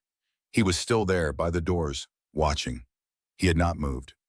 As her eyes met his across the glittering, crowded room, he gave the slightest, almost imperceptible lift of his chin. It was not a nod of approval. It was something else. A question, an acknowledgement. It said, "I see you." And in that silent, momentary connection, a spark of defiance ignited within her. It was not hope anymore. It was something stronger. It was resolve. Her father, oblivious to the silent drama, clapped Lord Ashworth on the shoulder. "Well then, I believe the time has come." He gestured to a nearby servant who handed him a small mallet. He moved to the center of the small, cleared space, his daughter and her intended standing beside him like statues. He tapped the mallet gently against his crystal glass. A clear, high note cut through the din. Once. Twice. The chatter and laughter slowly died down, replaced by an expectant silence. Every eye in the room was on them. On her. The weight of their collective gaze was immense, a physical pressure on her chest. Lord Ashworth's grip on her hand tightened, his thumb pressing down hard. He was anchoring her to the spot. Lord Vance raised his glass, his face glowing with triumph in the candlelight. He was a general who had just won a decisive battle. Eleanor could see the relief in his eyes, the pride. He had saved his family, secured his legacy, and all it had cost was her. "My dear friends," he began, his voice booming through the silent room, "esteemed guests, it is with the greatest pleasure and pride that I stand before you tonight." Eleanor watched his mouth form the words. She saw the satisfaction on his face, the smugness in Lord Ashworth's eyes, the curious, expectant faces of the crowd. She felt the heavy weight of the silk, the pinch of the corset, the cold dread in her soul, and she thought of the roses that bloom best under the moon. They bloomed in the dark, in the quiet, when no one was watching. They bloomed in freedom. This was not freedom. This was the end, the final click of the lock. Her father took a breath, preparing to deliver the final binding sentence. He was about to announce the engagement. He was about to seal her fate. In that split second, between his breath and his next word, something inside Eleanor snapped. It was not a loud, dramatic break, but a quiet, clean severance from the life she was supposed to lead. The decision was not a thought. It was a physical impulse, an instinct for survival that overrode years of conditioning and duty. She would not do this. She could not. As Lord Vance opened his mouth to speak again, Eleanor moved. It was a fluid, graceful motion, the kind she had practiced for 1,000 formal occasions. She dropped into a low, perfect curtsy, her head bowed. The movement was so natural, so expected, that for a moment no one thought anything of it. She pulled her hand from Lord Ashworth's sweaty, surprised grasp. "Forgive me, my lord," she murmured, her voice just loud enough for her father and Ashworth to hear. Her tone was apologetic, demure. "My father, the lacing on my gown, it seems to have torn. I must have it seen to immediately." She did not wait for a response. She did not look at her father's face, which she knew would be contorting with confusion and then rage. She did not look at Lord Ashworth, whose jaw had dropped in disbelief. She kept her eyes down, a perfect picture of maidenly distress. Before they could react, before the silent watching room could comprehend what was happening, she rose from her curtsy and turned. With a quiet, swift purpose, she slipped away from the center of the room. She moved through the stunned guests, a whisper of ivory silk and silver thread. She was a ghost leaving her own funeral. She did not run. She walked with a measured pace that belied the frantic terror and wild exhilaration thundering in her heart. She slipped through the crowd, past the stunned faces and questioning eyes, and out of the ballroom. Her feet did not seem to touch the polished floor. The grand hallway, usually a place of echoing silence, was a blur of gilded frames and dark wood. Behind her, the muffled symphony of the ballroom was a world away, the laughter and clinking glasses a soundtrack to a life she had just abandoned. Each step was a tiny explosion of defiance. She did not dare to look back. Looking back meant seeing her father's face contorted with rage. It meant seeing Lord Ashworth's smile curdle into confusion. Looking back meant failure. She reached the grand staircase, her hand finding the cold oak of the banister, and took the steps two at a time. The portraits of her ancestors watched her ascent with stern, painted eyes. Generations of proper trapped Vance women. Tonight, she would not be one of them. The air grew cooler as she climbed, the scent of beeswax and old paper replacing the heavy perfume of the party below. Finally, her bedroom door.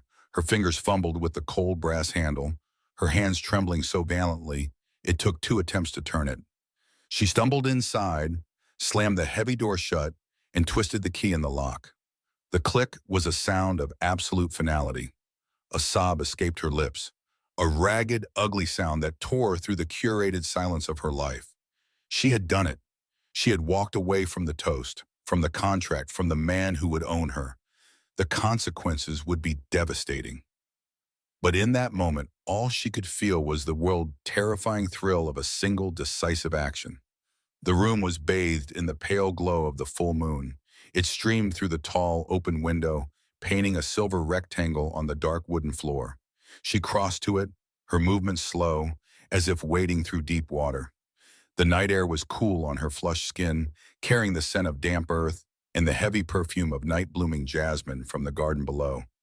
2 stories down, the manor gardens unfolded in a chaotic tapestry of silver and black. Near the crumbling stone wall at the far end was the dark, still surface of the lily pond. Her heart gave a painful throb. A fragment of a memory pierced through her panic. The Duke of Hawthorne, his voice in the library, low and calm. The roses in the east garden bloomed best under the moon. He had been watching her. He knew. Did he know she would run? The thought was both terrifying and strangely comforting. She looked down at the flagstone terrace directly below her window. A fall from this height would not be an escape. It would be an end. Her eyes scanned the rough-hewn stone wall. There was no trellis, no sturdy ivy, no easy way down. A wave of despair washed over her, cold and nauseating. Was her only choice to wait for her father to break down the door and drag her back to her fate? The image of Lord Ashworth's clammy hand on hers flashed in her mind, the possessive way his thumb had stroked her knuckles. No, she would rather leap into the darkness than return to that. Anything was better. Her frantic gaze swept the room, searching for an answer, a miracle. Her eyes landed on her bed, a grand four-poster made of dark, heavy mahogany. It was the centerpiece of her gilded prison. And then the idea struck. It was a mad, desperate, impossible idea. It was the only way. She flew to the bed, her hands filled with a feverish purpose. She ripped the sheets from the mattress, then the heavy damask coverlet. The fine linen was cool against her frantic fingers. She found sewing scissors on her dressing table and began to cut the heavy fabric into long, wide strips. The sound of the shears slicing through the material was sharp and violent in the quiet room. Her mind was a strange mix of panic and ice-cold clarity. She remembered tying knots as a child with the gardeners, simple, strong knots that tightened under pressure. Her fingers, usually occupied with delicate embroidery, worked with a clumsy, brutal efficiency. She knotted the strips together, pulling on each connection with all her strength. Her palms grew raw, but she barely felt it. She was creating a lifeline, a ragged rope of torn linen and shredded damask. When she was done, the long, motley cord lay coiled on the floor. It smelled of lavender, a ghostly reminder of the woman she was supposed to be. She dragged one end to the bed and wrapped it around the thickest, sturdiest post. The mahogany was cool and solid. She wrapped the fabric again and again, then tied a thick, complex knot, pulling the ends until her muscles screamed. She yanked on it hard. The bedpost creaked, but held firm. It would have to be enough. She carried the coiled rope to the window and let it drop. It unfurled in the moonlight, a pale, wavering line against the dark stone of the manor. It reached the terrace below with a few feet to spare. It was possible. She hiked up the heavy skirts of her ball gown, tucking the silk into her waistband. She swung one leg over the windowsill, then the other, her satin slippers scraping against the stone. Now she was sitting on the ledge, the world falling away beneath her. The wind whipped strands of hair across her face. The height was dizzying. She forced herself not to look down, but out, towards the dark shape of the lily pond. Her hands closed around the makeshift rope. The fabric was a strange collection of textures, from smooth linen to coarse damask. She took a deep, shuddering breath and pushed off from the ledge. For a terrifying second, she was falling. Then, with a violent jerk, the rope caught her weight. The strain on her arms and shoulders was immediate and excruciating. Her muscles, unaccustomed to such a task, protested in a chorus of fire. She dangled there, her feet scrabbling for a purchase on the cold stone wall. Her elegant gown was a liability, catching on the rough surface, threatening to unbalance her. She ignored the pain, hand over hand. The descent was a clumsy, agonizing struggle. The fabric bit into her soft palms, and she could feel the skin breaking. A scrape of stone against her cheeks and a jolt of pain through her. She risked a glance down. She was halfway there. The ground was closer now, tangible. Hope surged through her again, giving her a fresh burst of strength. That was when she heard it, a low, groaning sound from above. It was not the sound of wood. It was the sound of fabric under immense strain, of fibers giving way. Her heart stopped. She looked up, her eyes wide with terror. The thick knot she had so carefully tied to the bedpost was slipping. It was slowly, inexorably loosening, the layers of fabric sliding against each other. The rope dropped a few inches, then a foot, the movement a sickening lurch in the pit of her stomach. She dangled there, swinging gently in the night breeze, her lifeline threatening to betray her. The ground was still too far to reach.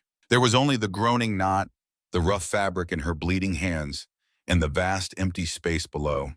The fabric groaned, a terrible tearing sound that vibrated up the rope of sheets and into Eleanor's bones. For a single heart-stopping second, her body dropped, a sickening lurch of weight against the weakening knot. Her breath caught in her throat, a strangled gasp that was swallowed by the immense silent night. She squeezed her eyes shut, her knuckles white where she gripped the twisted linen. This was it. The fall would be swift, the end of a foolish, desperate dream. She pictured the hard flagstones of the terrace below, a dark shape waiting to receive her. Her father's face flashed in her mind, not with anger, but with a cold, triumphant disappointment. He would say she was always destined for ruin, but the final, fatal plunge never came. Instead, there was a violent jolt that snapped her neck back and sent a shockwave of pain through her shoulders. The knot, stretched to its absolute limit, had caught. It held. She dangled there, suspended between the suffocating walls of her prison and the uncertain ground below, her body trembling uncontrollably. Her palms were raw, stripped of skin by the rough fabric. Below her, the world was a blur of shadows and moonlight. She could not go up. She could only go down. With a shuddering breath, she loosened her grip, letting herself slide faster now. The descent less a controlled climb and more a guided fall. The sheets burned against her hands, but she did not dare stop. The ground came sooner than she expected. There was no brutal crack of bone on stone. Instead, she crashed into a thick, yielding mass of vegetation. A soft thud was lost in the rustle of 1,000 leaves. Sharp, needle-like points tore through the delicate silk of her gown and pierced the skin of her arms and legs. A cry of pain escaped her lips as she tumbled through the thorny branches. She landed in a heap on the soft, damp earth, the scent of crushed roses and wet soil filling her senses. For a moment, she just lay there, tangled in branches in her own ruined dress, her heart hammering against her ribs like a trapped bird. She was out. She was actually out. Slowly, painfully, Eleanor pushed herself up. Thorns snagged her hair, pulling strands from their pins. She untangled her limbs from the rosebush, ignoring the fresh scratches that crisscrossed her arms, thin red lines welling with blood in the pale moonlight. She scrambled to her feet, her thin satin shoes sinking into the soft turf. And then she felt it. The air. It was cold, so sharp and clean, it felt like drinking from a mountain spring. It filled her lungs, a deep, shuddering breath that was entirely her own. Inside the manor, the air was always heavy with the scent of beeswax, old paper, and unspoken resentments. Out here, it smelled of night-blooming jasmine, damp earth, and the faint, clean promise of rain. She stood perfectly still, a lone figure in a shredded gown, and simply drank it in. The silence was profound. It was not the oppressive, waiting silence of the manor's hallways. It was a living silence, filled with the gentle rustle of leaves in the breeze and the distant, lonely call of an owl. She lifted her head, looking up at the vast star-dusted Schweinin. The moon was a perfect, silver disk, bathing the garden in an ethereal glow. It was so much bigger than the sliver she could see from her bedroom window. A wave of dizziness washed over her, a strange mix of exhilaration and pure, undiluted terror. Freedom. This was what it felt like. It was vast and cold and utterly terrifying. Her gaze drifted up the stone facade of the manor to the window she had just escaped. Her window. It looked so small and dark from down here, an empty black square against the immense wall. 2 stories up. It seemed an impossible distance. Had she really done that? Had she, Eleanor Vance, the dutiful daughter, the quiet manager of accounts, climbed from that window on a rope of bedsheets? A hysterical laugh bubbled in her chest, but she choked it back, pressing a trembling hand to her mouth. The sheer insanity of it all threatened to overwhelm her. She had done it. Whatever happened next, she had done this one wild, impossible thing. A part of her felt a fierce, burning pride. She had not been led to the slaughter. She had not allowed her father and Lord Ashworth to seal her fate with a toast and a contract. But as the initial rush of adrenaline began to ebb away, a cold dread began to seep into its place. She looked down at herself. Her beautiful, expensive gown was in tatters, smeared with dirt and blood. Her arms were bleeding. Her hair was a wild mess. She had no cloak, no sensible shoes, and not a single coin in her pockets. She was a lady of the house, now a fugitive in her own garden. Where could she possibly go? What could she possibly do? The world outside the garden walls was a place she only knew from books. The garden itself, which had always seemed a place of refuge, now looked menacing. The familiar paths were lost in deep pools of shadow. The ancient oak trees loomed like silent, judgmental giants, their branches twisted into skeletal fingers. Every rustle in the undergrowth made her jump. She was alone, utterly and completely alone. The freedom she had craved felt less like an open door and more like being thrown into a vast, dark ocean without knowing how to swim. Her heart ached with a sudden, sharp pang of loss. Not for the life she had left behind, but for the girl who had believed escape would be simple. The girl who had not understood that freedom had a cost. And then she saw it. A flicker of light in her bedroom window. A single candle, then another. A dark silhouette appeared, blocking the faint light. It was tall and broad-shouldered. Her father. Even from this distance, she could feel the rage radiating from him, a palpable force that seemed to cross the expanse of the garden and settle on her skin like a cold frost. She stood frozen, a deer caught in the gaze of a wolf. For a terrible moment, she thought he could see her, that his eyes had pierced the darkness and found her standing there in the ruins of her dress. A sound erupted from the manor, a single furious shout that shattered the night's tranquility. "Eleanor!" It was his voice, a raw, guttural roar of disbelief and possession. It was not the call of a worried father for his lost daughter. It was the bellow of a master whose prized possession had vanished. The sound echoed across the gardens, and in its wake, chaos bloomed. More lights began to flare to life in the windows along the manor's flank, one after another like a spreading fire. The low murmur of the party guests, which had been a distant hum, was suddenly punctuated by exclamations of shock. Eleanor could hear the sounds of running footsteps from within the house, their frantic rhythm echoing on the marble floors. A door slammed open somewhere below, its bang reverberating through the stone walls.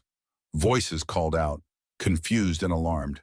The entire manor was waking up, transforming from a silent prison into a roused beast, its many eyes now blinking open, searching for her. She could picture the scene inside with horrifying clarity. Her father, his face purple with rage. Lord Ashworth, his leering smile replaced by a mask of public humiliation and fury. The servants scurrying in panic. The guests whispering, their shock quickly turning to delicious scandal. The disgrace would be absolute. The terror that had been slowly building inside her now exploded. All thought, all reason vanished, replaced by a single primal instinct. Hide. Run. She could not be caught. She could not be dragged back into that ballroom, back to that man, back to that life. The consequences were too monstrous to contemplate. Her father would never forgive her. He would lock her away, truly this time, breaking her spirit until there was nothing left but a pliant, empty shell. The thought sent a jolt of pure panic through her veins. With a sob catching in her throat, she turned her back on the blazing manor and ran. She did not choose a path. She simply fled, plunging into the deepest, most overgrown part of the garden, away from the light. The meticulously planned escape ended here. What followed was blind flight. Thorny vines, thick as her wrist, reached out like grasping hands, snagging her shredded dress and tearing at her skin. She ripped the fabric free, not caring about the sound it made. Low-hanging branches whipped at her face and she threw up an arm to shield her eyes, stumbling, but never stopping. The manicured lawns gave way to wild undergrowth. The air grew thick and damp, heavy with the smell of decay and wet leaves. She could no longer hear the individual sounds from the manor, only a distant, agitated hum. Her own ragged breaths were loud in her ears, each one a painful, searing gasp. Her heart pounded a frantic, painful rhythm against her ribs. She tripped over an unseen root, falling hard to her knees. The impact sent a jarring shock up her spine, but she scrambled back to her feet in an instant, her hands now caked in mud. She did not cry out. She did not have the breath for it. She was in the labyrinth now. Not the carefully trimmed hedge maze near the West Terrace, but the older, forgotten part of the gardens. Here, the paths were faint memories, overgrown with weeds and choked by the encroaching wilderness. The moonlight struggled to pierce the thick canopy of leaves overhead, casting everything in a disorienting patchwork of silver and impenetrable black. Every direction looked the same, a wall of tangled green and deep shadow. She ran on, her lungs burning, her legs trembling with exhaustion. She was no longer running from the manor. She was simply running, lost in the darkness, lost in her fear. Panicked, and she plunged deeper into the dark, overgrown labyrinth of the garden, with no idea where to go. Thorny branches whipped at her face, leaving thin red lines across her cheeks. The delicate silk of her engagement gown, a dress meant for display in gilded ballrooms, tore on the grasping fingers of overgrown rose bushes. She didn't care. She didn't feel the sting. Panic was a roaring fire in her blood, consuming every sensation except the desperate need to run. The shouts from the manor were fainter now, muffled by the dense foliage. But they were still there. A man's voice, angry and commanding. It sounded like her father. The thought sent a fresh wave of terror through her, pushing her deeper into the garden's dark embrace. Her lungs burned. Each breath was a ragged gasp that tore at her throat. She stumbled over a gnarled root, her ankle twisting painfully, but she caught herself against the rough bark of an ancient oak. For a moment she leaned against it, pressing her forehead to the cool, damp wood. The world spun. The moonlight filtering through the canopy above created a dizzying pattern of silver and black on the ground. She was lost. The garden she knew in daylight, a place of structured paths and manicured lawns, had transformed into a wild, menacing labyrinth at night. Every shadow seemed to move. Every rustle of leaves sounded like approaching footsteps. She pushed off the tree and forced herself onward, moving more carefully now. Her flight was no longer a blind sprint, but a cautious, soundless creep. She chose her steps, avoiding dry leaves and loose twigs, her senses streaming with a primal alertness she had never known. The oppressive silence of Blackwood Manor had been one kind of prison. This wild, uncertain darkness was another. Yet here, at least, the air was cool and clean. It smelled of damp earth and the sweet, heavy perfume of night-blooming jasmine. It was the scent of freedom, and it was intoxicating. She pushed through a thicket of ferns and the ground changed beneath her feet. The soft earth gave way to worn, uneven flagstones that formed a half-hidden path. An instinct she didn't know she possessed guided her forward. The path curved gently, and the dense trees began to thin. Ahead, a clearing opened up, bathed in the soft, milky glow of the full moon. In the center of the clearing was a large, still pond, its surface a perfect mirror of the starry sky. Lily pads floated like dark plates on the water, and a single white blossom was open, a cup of pure light in the darkness. And there, at the edge of the water, was a low stone bench. A choked sob escaped her lips, a sound of relief so profound it was painful. She knew this place. It was a memory not of the mind, but of the body, a feeling of peace, of safety, settled into her bones. She stumbled toward the bench, her legs trembling with exhaustion. The stone was cold and slightly damp beneath her hands as she lowered herself onto it. The adrenaline that had fueled her escape drained away, leaving behind a deep, shuddering weakness. She was free. She was out. But she was also entirely alone, in the middle of the night, with torn clothes and no plan. She drew her knees to her chest, wrapping her arms around them, trying to make herself small. The scratches on her arms and legs began to burn. The thin silk of her dress offered no protection from the night's chill, and a tremor ran through her.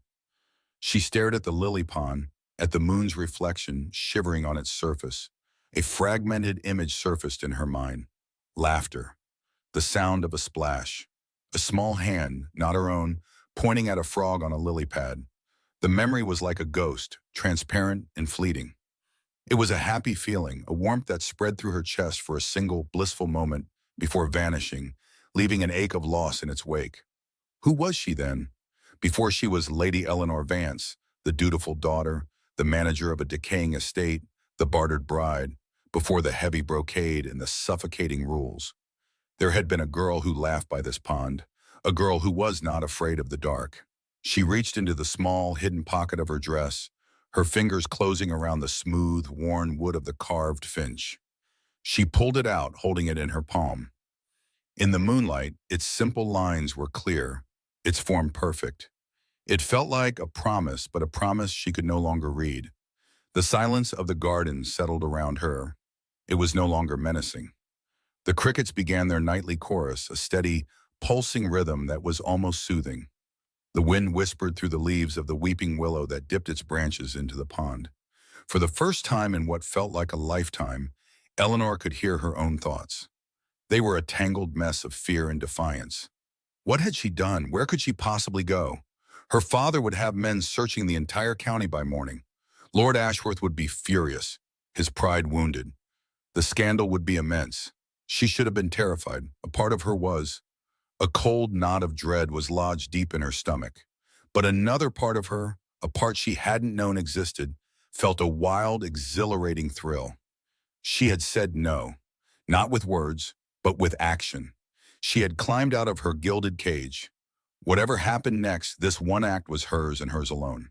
She had chosen the unknown over the certain misery that awaited her. She had chosen herself. She took a deep, steadying breath, the cool air filling her lungs. The shouts from the manor had completely faded. There was only the night, the moon, and the water.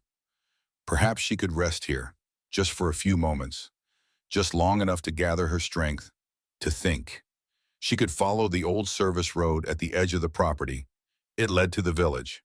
From there, she didn't know, but it was a start. A flicker of hope, fragile but persistent, ignited within her. She closed her eyes, letting the peaceful sounds of the garden wash over her. She imagined walking away, leaving Blackwood Manor and its ghost behind her. She pictured a small cottage somewhere, a simple life, a life where she could breathe, a life where her own hands were not bound by duty, but free to work, to create, to live. The vision was so clear, so beautiful, it brought tears to her eyes. They weren't tears of sorrow, but of a desperate, painful longing. Crunch. The sound was sharp, unnatural. It sliced through the gentle symphony of the night. It was the sound of a heavy boot coming down on the gravel of the path just behind her. Eleanor's eyes flew open. Every muscle in her body went rigid. The peace of the sanctuary shattered into 1,000 pieces. She wasn't alone. The crickets fell silent. The wind seemed to hold its breath. All she could hear was the frantic, hammering beat of her own heart against her ribs. She didn't dare turn around. She remained frozen on the bench, a statue of terror, her back to the sound. It could be a groundskeeper. One of her father's men. They had found her. The thought was a cold spike of ice in her gut. They would drag her back. They would lock her in her room until the wedding. Her father's fury would be terrible. Lord Ashworth's vengeance would be worse. Her one brief taste of freedom was over. The cage was closing around her again, its bars colder and harder than before. Another footstep. Closer this time. Slow. Deliberate. This was not someone searching blindly. This was someone who knew exactly where she was. Her breath hitched in her throat. She had to move. She had to run, but where? The pond was in front of her. To her left and right were impenetrable thickets of thorns and ancient gnarled trees. The path, her only way out, was behind her, and someone was standing on it. She was trapped. Completely and utterly trapped. Slowly, her limbs stiff and uncooperative, she forced herself to stand. She had to face them. She would not be dragged back like a frightened animal. She turned, her torn gown swirling around her ankles, her hand still clutching the small wooden bird so tightly her knuckles were white. A figure stood there, a dozen paces away, shrouded in the deep shadow cast by a massive, ancient oak tree. It was a man. Ishanin. He was tall, his silhouette broad-shouldered and imposing against the moonlit clearing. He was perfectly still, watching her. He blocked the path completely. There was no escape. Her mind raced, trying to make out his features in the gloom. Was it Thomas, the head groom, a man loyal to her father? Was it her father himself, his face contorted in a mask of cold rage? Or a horrifying thought, was it Lord Ashworth? Had he come to claim his runaway bride with his own hands? Nausea churned in her stomach.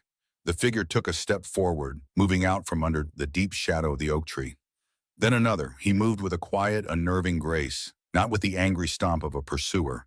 His steps were measured, almost hesitant, as if he were approaching a frightened deer he did not wish to startle. But his presence was a physical weight in the air, an undeniable pressure that made it hard for her to breathe. He was a predator, and she was his cornered prey. He stopped. He was close enough now that she could see he was dressed in dark, formal attire. The clothes of a guest. The clothes of the party she had just fled. This was not a servant. He tilted his head slightly, and a sliver of moonlight slid across his face. It illuminated a high cheekbone, a strong jawline, a dark sweep of hair. Eleanor's breath caught in her throat. Her blood ran cold, then hot. It couldn't be. It was impossible. The man took one final, deliberate step, moving fully into a patch of clear, bright moonlight that fell like a spotlight onto the gravel path. His face was no longer in shadow. The light carved his features out of the darkness, revealing piercing gray eyes that seemed to hold all the sadness of the night. A faint scar was visible near his left temple. His expression was unreadable, a calm, solemn mask. It was him, the Duke of Hawthorne, the silent, watchful guest, the man from the library, the stranger who looked at her as if he knew her most secret thoughts. Her heart, which had been hammering against her ribs like a trapped bird, suddenly stopped. The world fell away. The sounds of the night, the chill in the air, the pain of her scratches, it all vanished. There was only his face bathed in moonlight, in the terrifying, impossible question that screamed in the sudden silence of her mind. Why was he here? It was him, the Duke of Hawthorne. Alistair Beaumont stood in a pool of pale moonlight, as still as the ancient stone statues that dotted the forgotten corners of this garden. The sounds from the manor, the distant shouts and the frantic energy of the search seemed to belong to another world. Here, by the dark water of the lily pond, there was only a profound and terrifying silence. The air grew heavy, thick with the scent of damp earth and night-blooming jasmine. Eleanor's breath caught in her throat, a small, trapped thing. Her entire desperate flight had led her here to this man, a guest, a nobleman, a man who had every reason of status and society to raise the alarm. Her mind, which had been a storm of panic just moments before, went utterly quiet. It was the quiet of surrender. She had run, she had fought, she had climbed from a window and torn her dress and bled for a few precious moments of freedom. And it had ended here. She saw the path her life would now take, laid out with grim certainty. He would call out. The guards would come running. They would take her by the arms, her fight extinguished. Her father would be waiting, his face a mask of cold fury.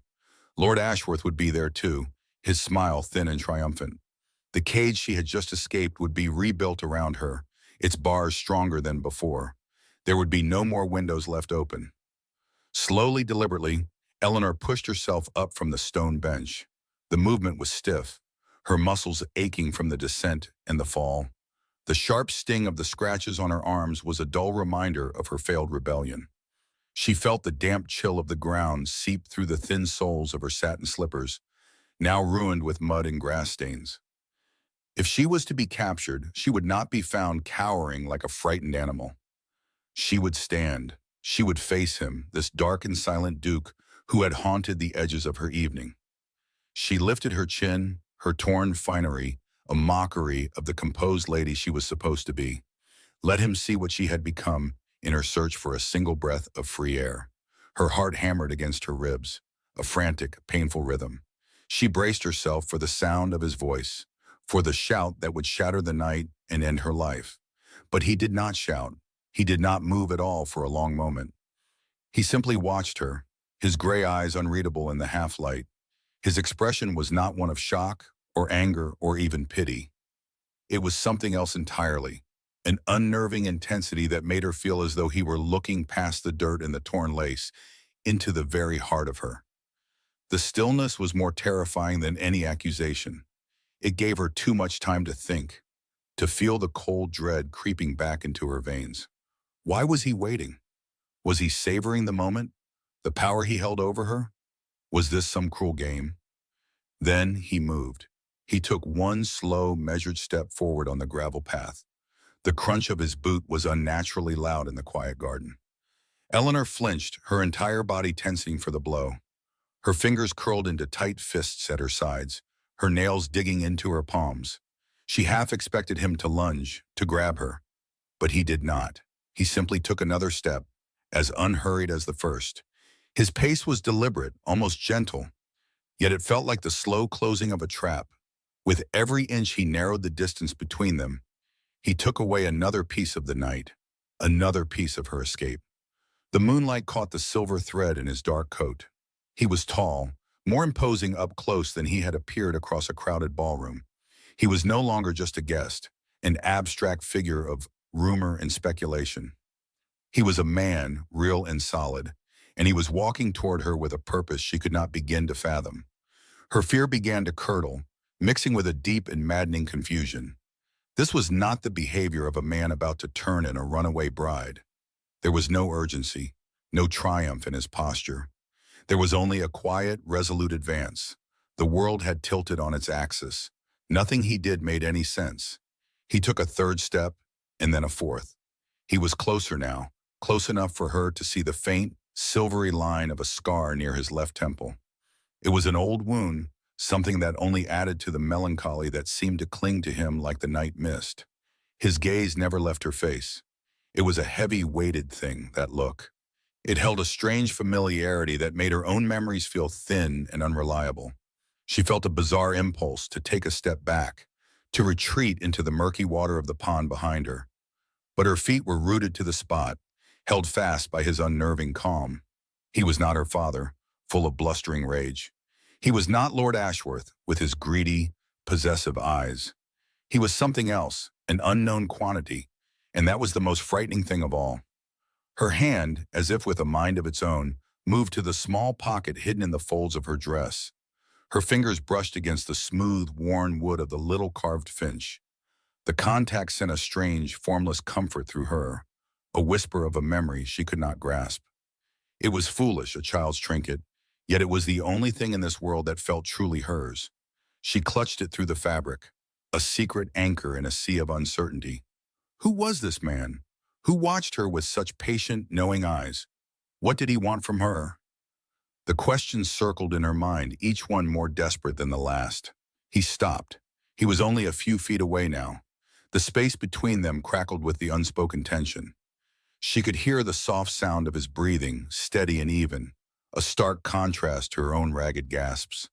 He smelled faintly of the cool night air and something else, something clean like winter frost. For an endless second, they stood in silence, two figures frozen in a moonlit tableau. The hunted and the hunter, or so she had thought. Now, looking into his calm face, she was no longer sure who was who. He looked at her torn dress, her scratched arms, the wild look in her eyes, and his expression remained unchanged. It was as if he had expected to find her here, exactly like this. The distant noise from the manor seemed to finally break through the bubble of silence around them. A dog began to bark. A man's voice called her name, sharp with authority. Her father. The sound sent a fresh jolt of terror through her. Time was running out. This strange, silent standoff had to end. She finally found her voice, though it was little more than a dry whisper. She meant to say something, anything, to plead with him, to demand to know his intentions. But before any words could form, he spoke. His voice was low, a quiet murmur that seemed to absorb the sounds of the night rather than cut through them. It was the same calm, measured tone she had heard in the library, but now it held a different quality, a resonance that vibrated deep within her chest. It was not a voice of judgment. It was not a voice of condemnation. He said, "I was wondering when you would remember how to fly." The words hung in the cold night air, a strange and impossible sentence that made no sense.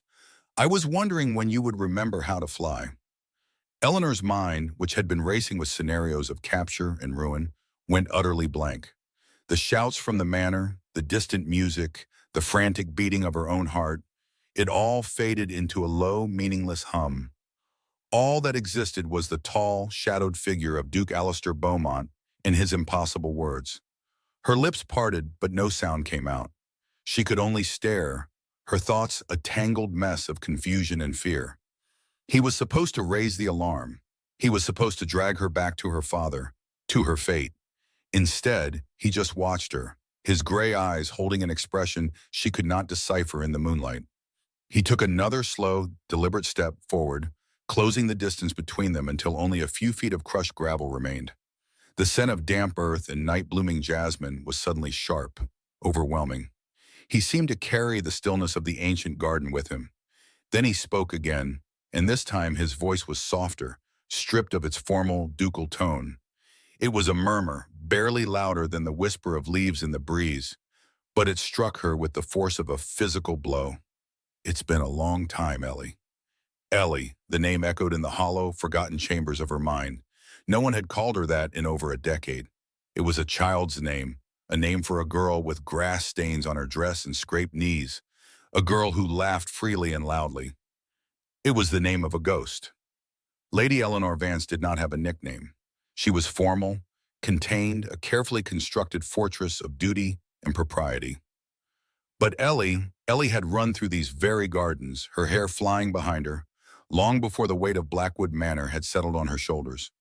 The sound of it on his lips was a key turning in a lock she had forgotten ever existed. A wave of dizziness washed over her, so profound she had to brace a hand against the cold stone of the bench to keep from falling. He saw her sway. He did not move to help her, but his gaze intensified, as if he were trying to hold her upright with his will alone.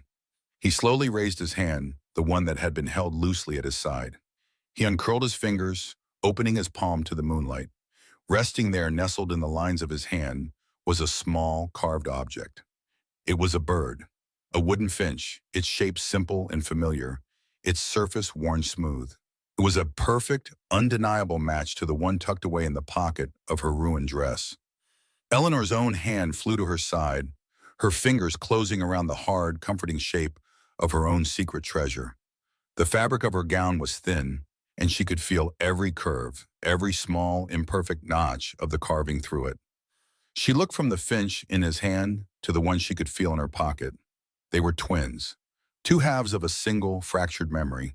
And then the wall inside her mind did not just crack, it shattered. The memories came not as a gentle stream, but as a flood, a torrent of images and sensations so powerful it stole her breath.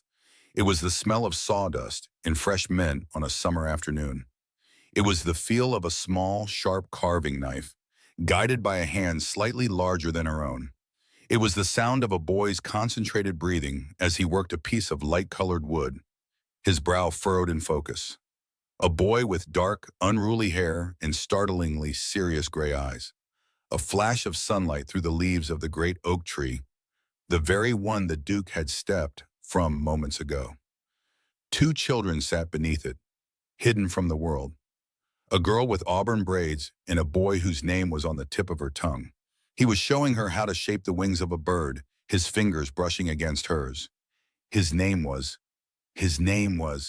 another memory slammed into her.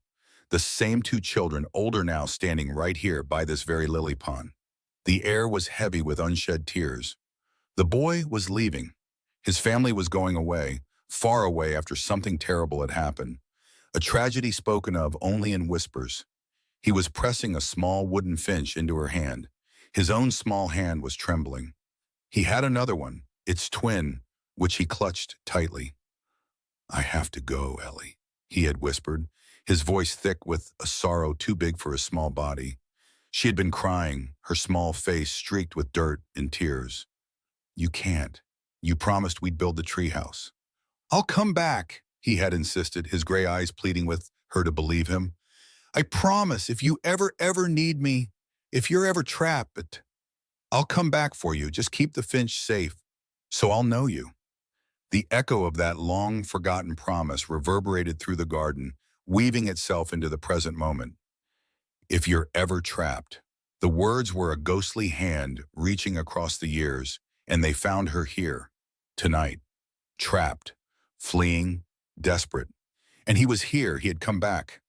Eleanor's gaze lifted from the wooden bird in his hand to his face.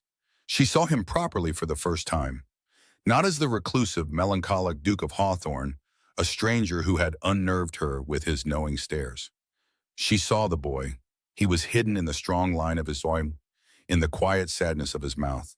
She saw the faint, silvery scar near his left temple, and she suddenly remembered.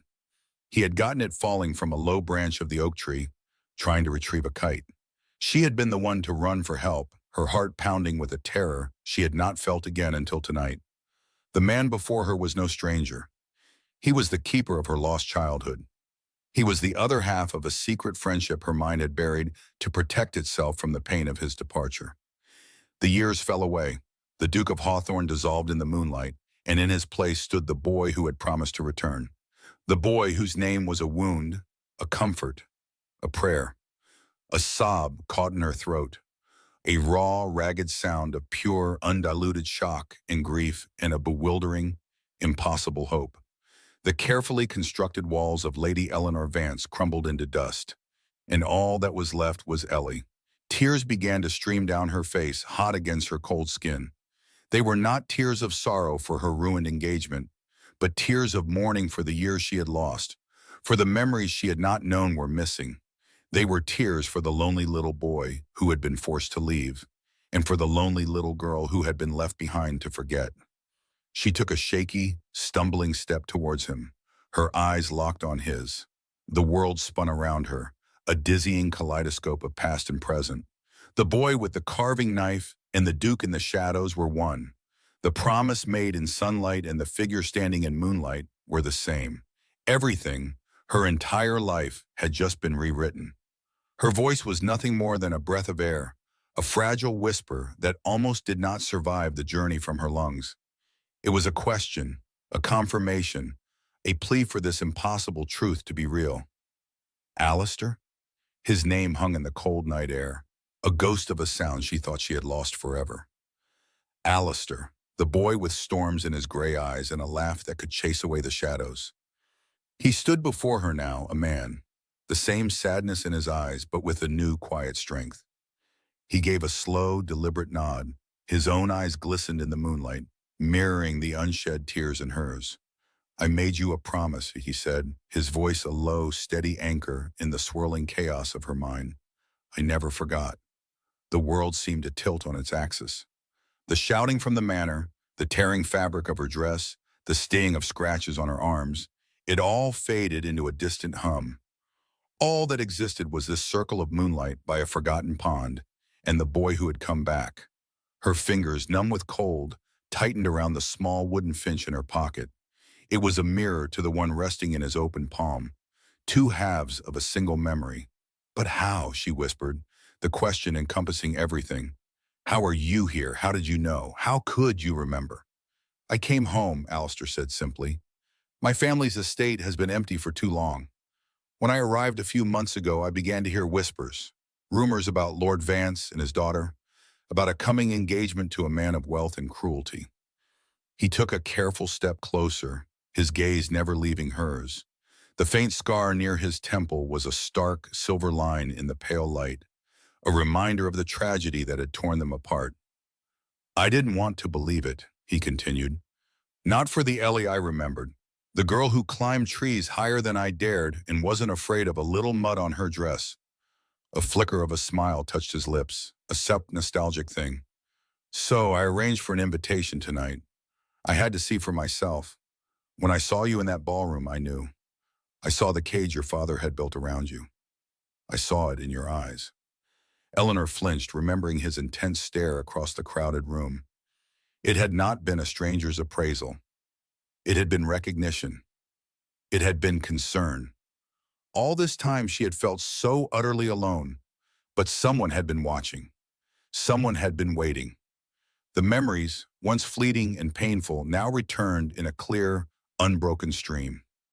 Lazy afternoons spent by this very pond, carving bits of wood with a borrowed knife. His quiet patience as he taught her how to skip stones across the water. The day his family had to leave, the frantic, tearful promise he had made. "If you ever need me, Ellie, if you're ever truly trapped, I'll come back.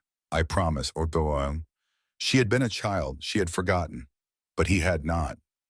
"When you ran," Alistair said, his voice dropping lower, "I followed, not to catch you for them, but to catch you for you." He gestured with his head back toward the furiously lit manor. More lights were appearing in the windows now. Figures moved frantically behind the glass. They were organizing a search. The garden would not be safe for long. "I couldn't just come to your father," he explained, his tone laced with a deep, weary frustration. "He would have seen me as a rival, another suitor to be dismissed or leveraged. He wants Ashworth's gold, not an old family name. I knew the only person who could free you was you. I just had to be here when you decided to do it." His words settled over her, a heavy, warm blanket of truth. He had not come as a duke to rescue a lady.